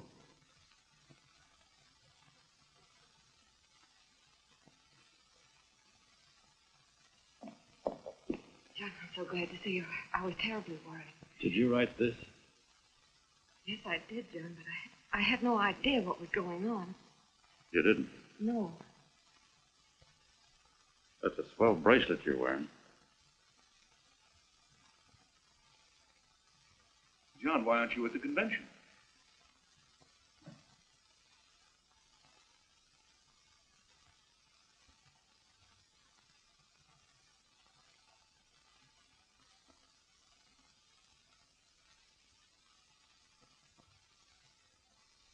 Is there anything wrong? No, nothing's wrong. Everything's fine. So there's going to be a new order of things, huh? Everybody's going to cut himself a nice fat slice of the John Does, eh? You forgot one detail, Mr. Big Shot. You forgot me, the prize stooge of the world. Why, if you or anybody else thinks he's going to use the John Doe clubs for his own rotten purpose, he's going to have to do it over my dead body. Oh, hold on a minute, young man. Hold on. That's rather big talk. I started the John Doe clubs with my money, and I'll decide whether or not they're being properly used. No, you won't. You're through deciding anything. And what's more, I'm going down to that convention, and I'm going to tell those people exactly what you and all your fine-feathered friends here are trying to cook up for them. And I'm going to say it in my own words this time. Stop it, Stevie. You ruined us, Stevie. Wait a minute, fella. My uncle wants to talk to you. Hey, listen to me, my son. Before you lose your head completely, may I remind you that I picked you up out of the gutter and I can throw you right back there again? You've got a nerve accusing people of things. These gentlemen and I know what's best for the John Does of America, regardless of what tramps like you think. Get off that righteous horse of yours and come to your senses. You're the fake. We believe in what we're doing. You're the one that was paid the 30 pieces of silver. Have you forgotten that? Well, I haven't. You're a fake John Doe, and I can prove it.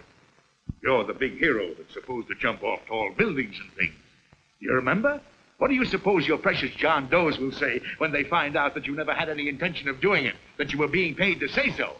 You're lucky they didn't run you out of the country.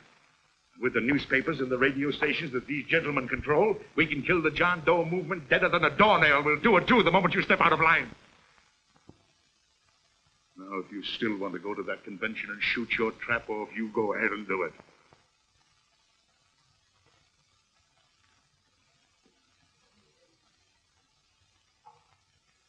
You mean to tell me you'd try to kill the John Doe movement if you can't use it to get what you want?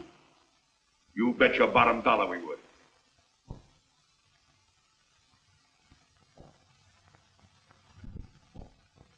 Well, that certainly is a new look. I guess I've seen everything now. You sit there back of your big cigars and think of deliberately killing an idea that's made millions of people a little bit happier.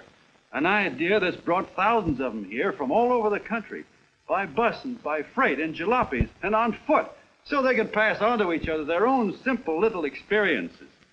Why, look, I'm just a mug and I know it, but I'm beginning to understand a lot of things.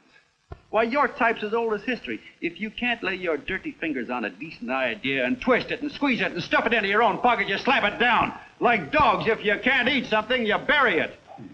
Why, this is the one worthwhile thing that's come along. People are finally finding out that the guy next door isn't a bad egg. That's simple, isn't it?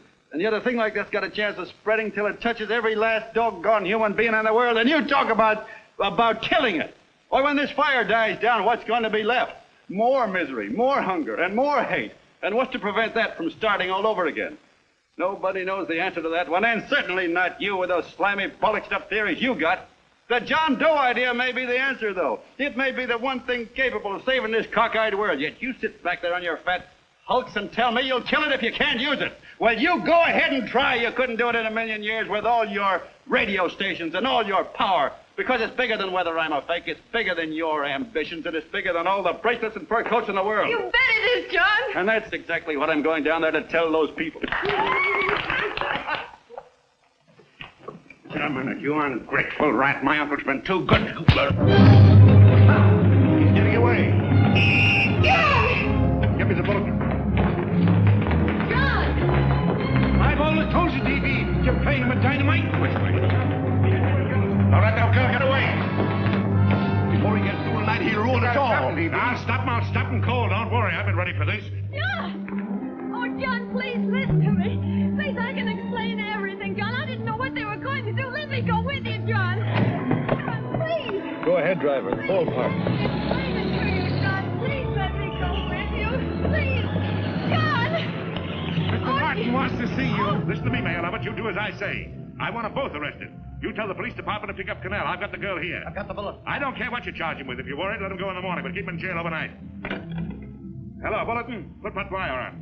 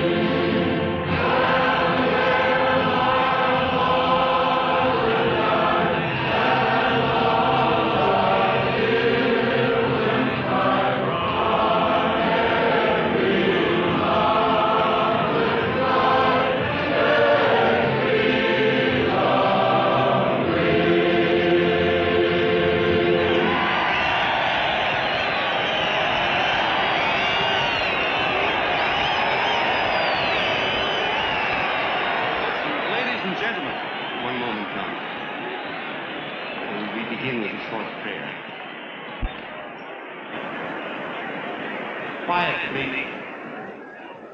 Ladies and gentlemen, let us have a moment of silent prayer for the John Does all over the world, many of whom are homeless and hungry. Rise, please. Everybody rise.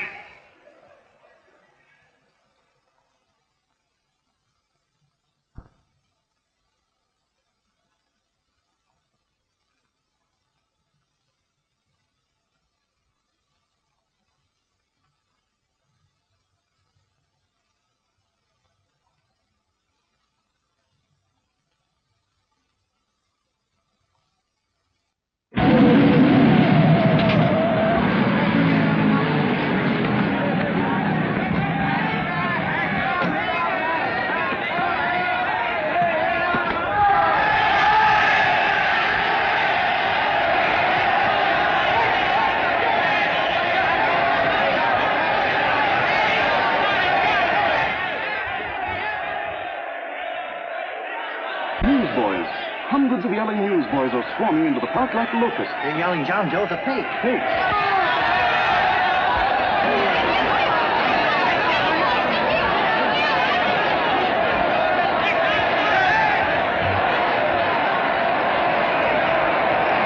Federal investigation urged by Chamber of Commerce. How could he be a fake? It must be some kind of a gag. Oh, what? A gag. A gag.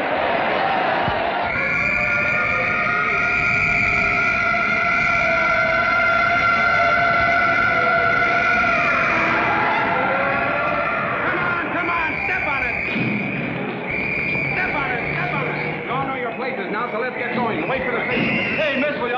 as loser.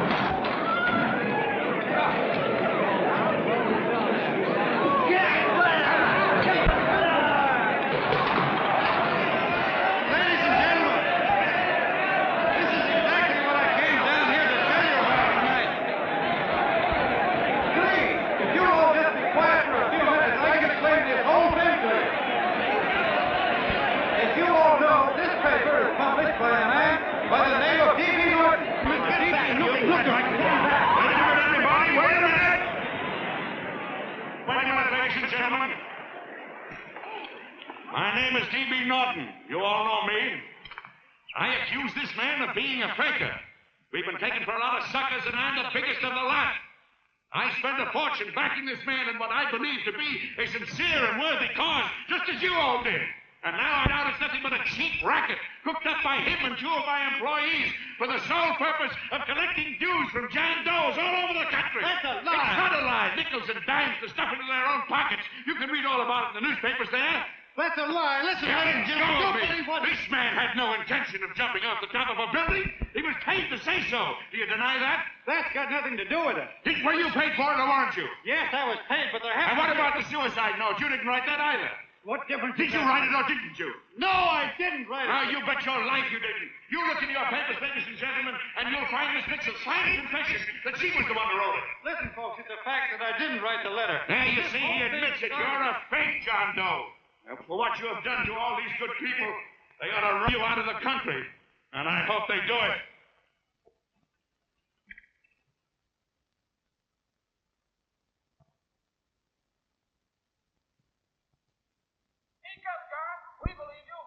Please, listen, folks. Now that he's through shooting over his face, I've got a couple of things to tell you about. Come on, directly get in here and riot. Break this crowd up. Come on. I'm sorry, folks, but we can't hear him anymore. Something's gone wrong with the loudspeakers. Those are fake! Boo! They can't hear me. This thing's not working. Ladies and gentlemen.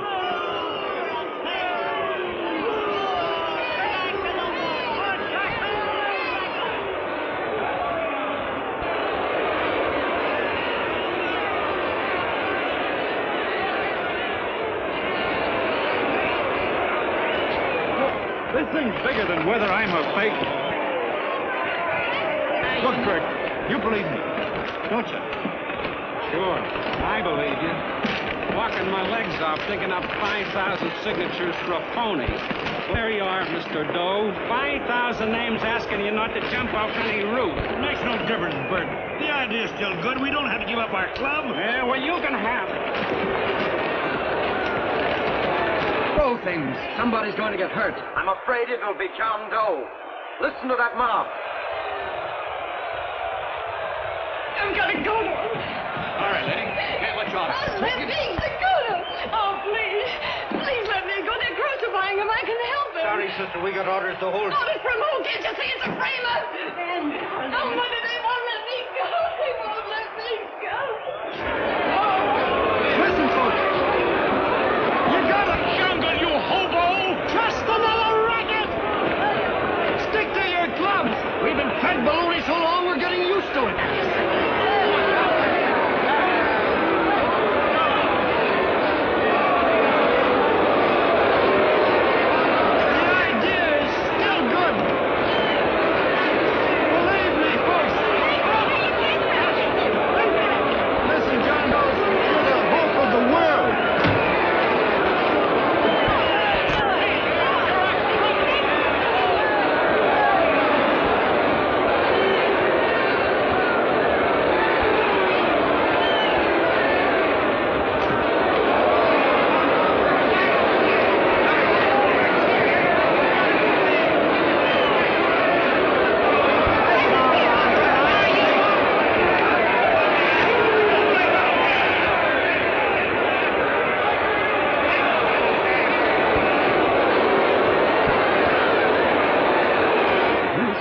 To get him out of the park. But if that boy isn't hurt, it'll be a miracle. Ladies and gentlemen, this certainly looks like the end of the John Doe movement. Well, boys, you can chalk up another one to the Pontius Pilates.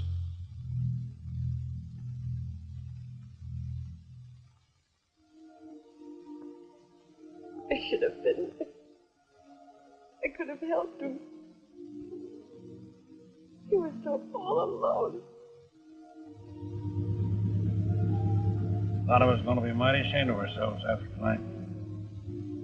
Certainly didn't give that man much of a chance.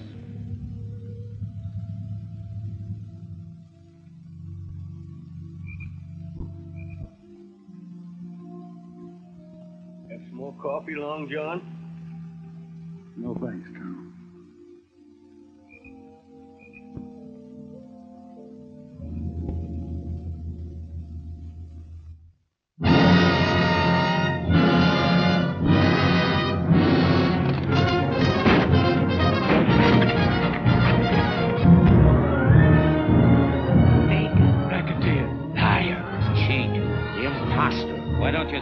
Christmas Eve at midnight.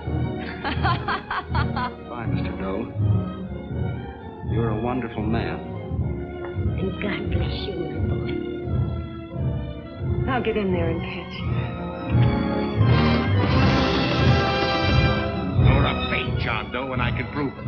You're the big hero who's supposed to jump off tall buildings and things. You remember? What do you suppose your precious John Does will say when they find out that you never had any intention of doing it, that you were being paid to say so? Christmas Eve at midnight.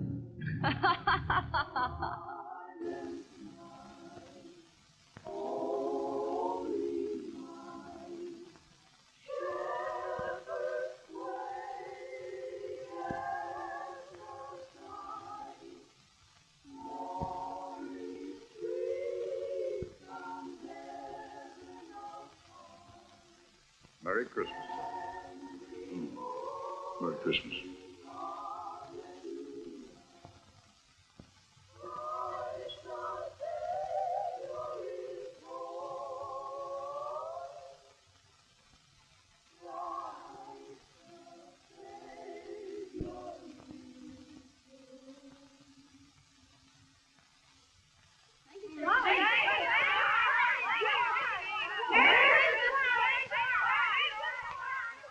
Who?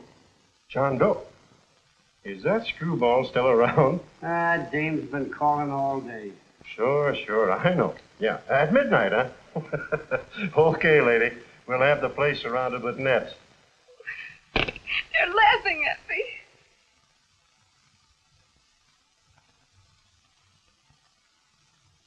You're a sick girl, Anne. You better take it easy. Whom are you calling now? You called that number not 10 minutes ago. Hello, Mr. Canal. Have you seen him yet? Now listen, Ann, he can't possibly get in without our seeing him. I'm watching the side door and the colonel's out front, so stop worrying. Oh. Thank you.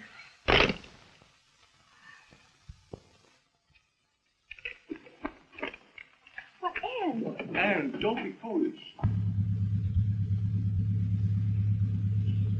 If this isn't the craziest, the battiest, the looniest wild goose chase I ever heard of. Oh, shut up, Bert. Sourpuss is right. Yeah, well, if he is, I'm a banana split. That man is going to be on that roof. Don't ask me how I know. I just know, and you know it as well as I do. Sure. I'd like to believe in fairy tales, but a guy that's fake isn't going to jump off any roof. I don't think he was any fake, not with that face. And anyway, what he stood for wasn't a fake. Okay, honey, okay.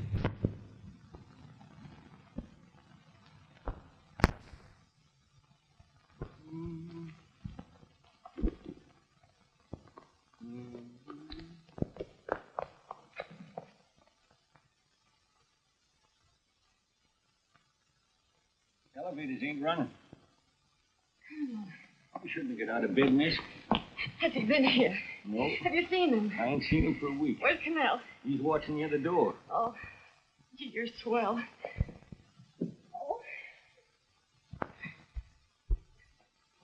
No sense in going up there. I've been here for hours. He ain't here. Let me go, will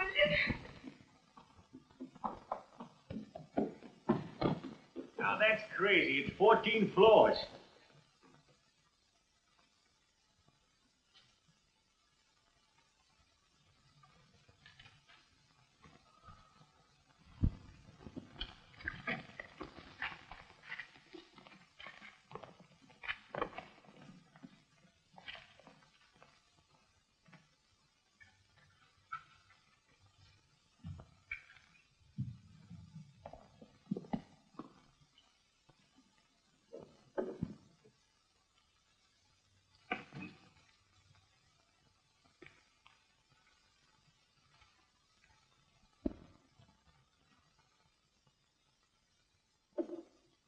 as the elevator goes.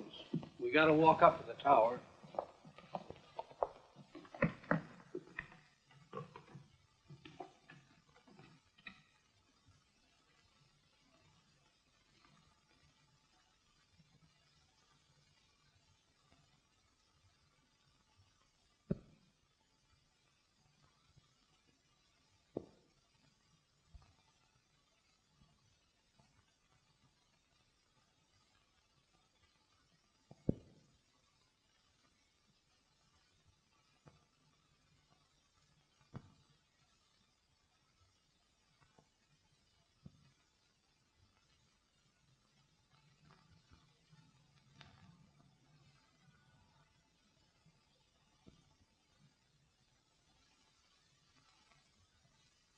That tramp was probably full of Christmas cheer and asleep in some flop house.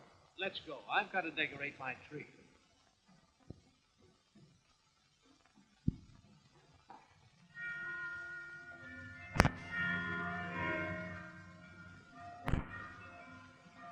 Well, I give up.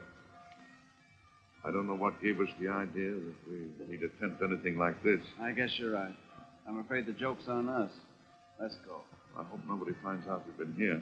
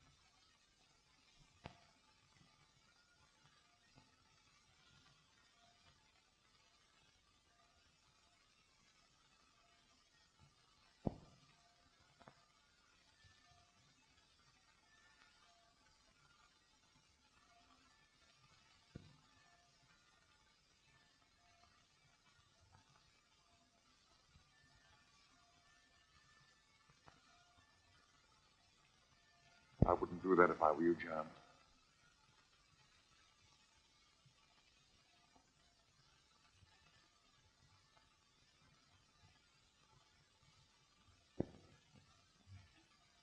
It'll do you no good. The mayor has policemen downstairs with instructions to remove all marks of identification you may have on your person. You'll be buried in Potter's Field and you would have accomplished nothing.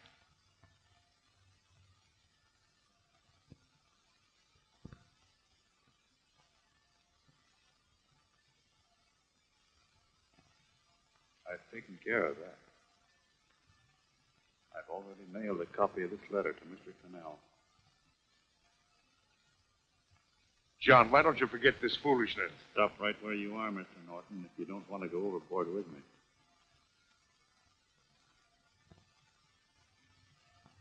I'm glad you gentlemen are here. You killed the John Doe movement, all right. You're going to see it born all over again.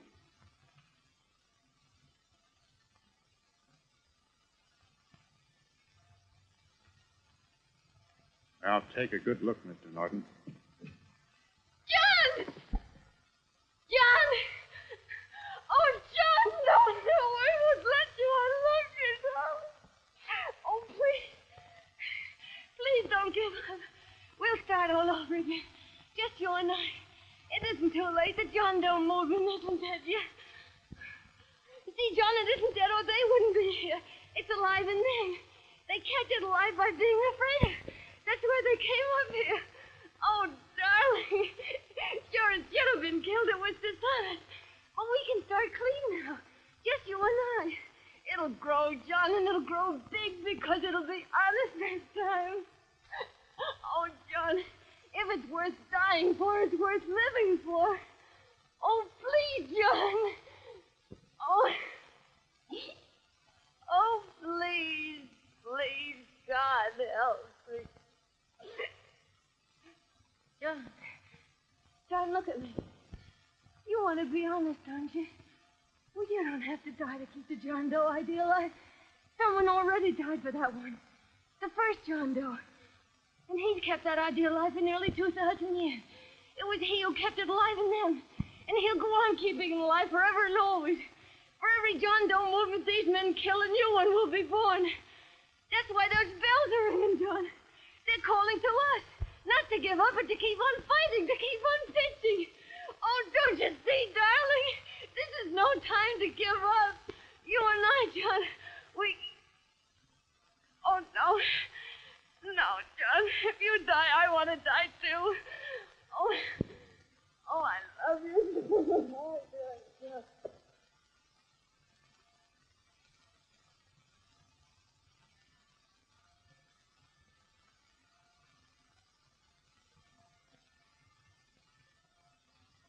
Mr. Doe, you don't have to.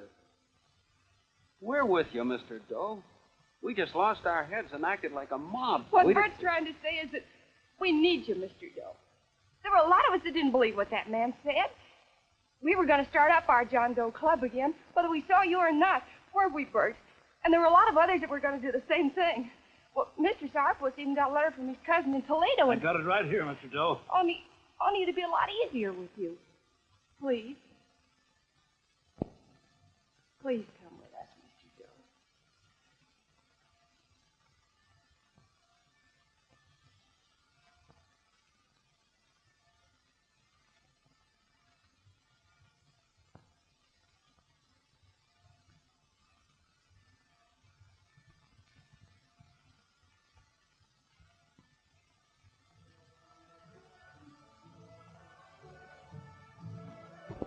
Long John.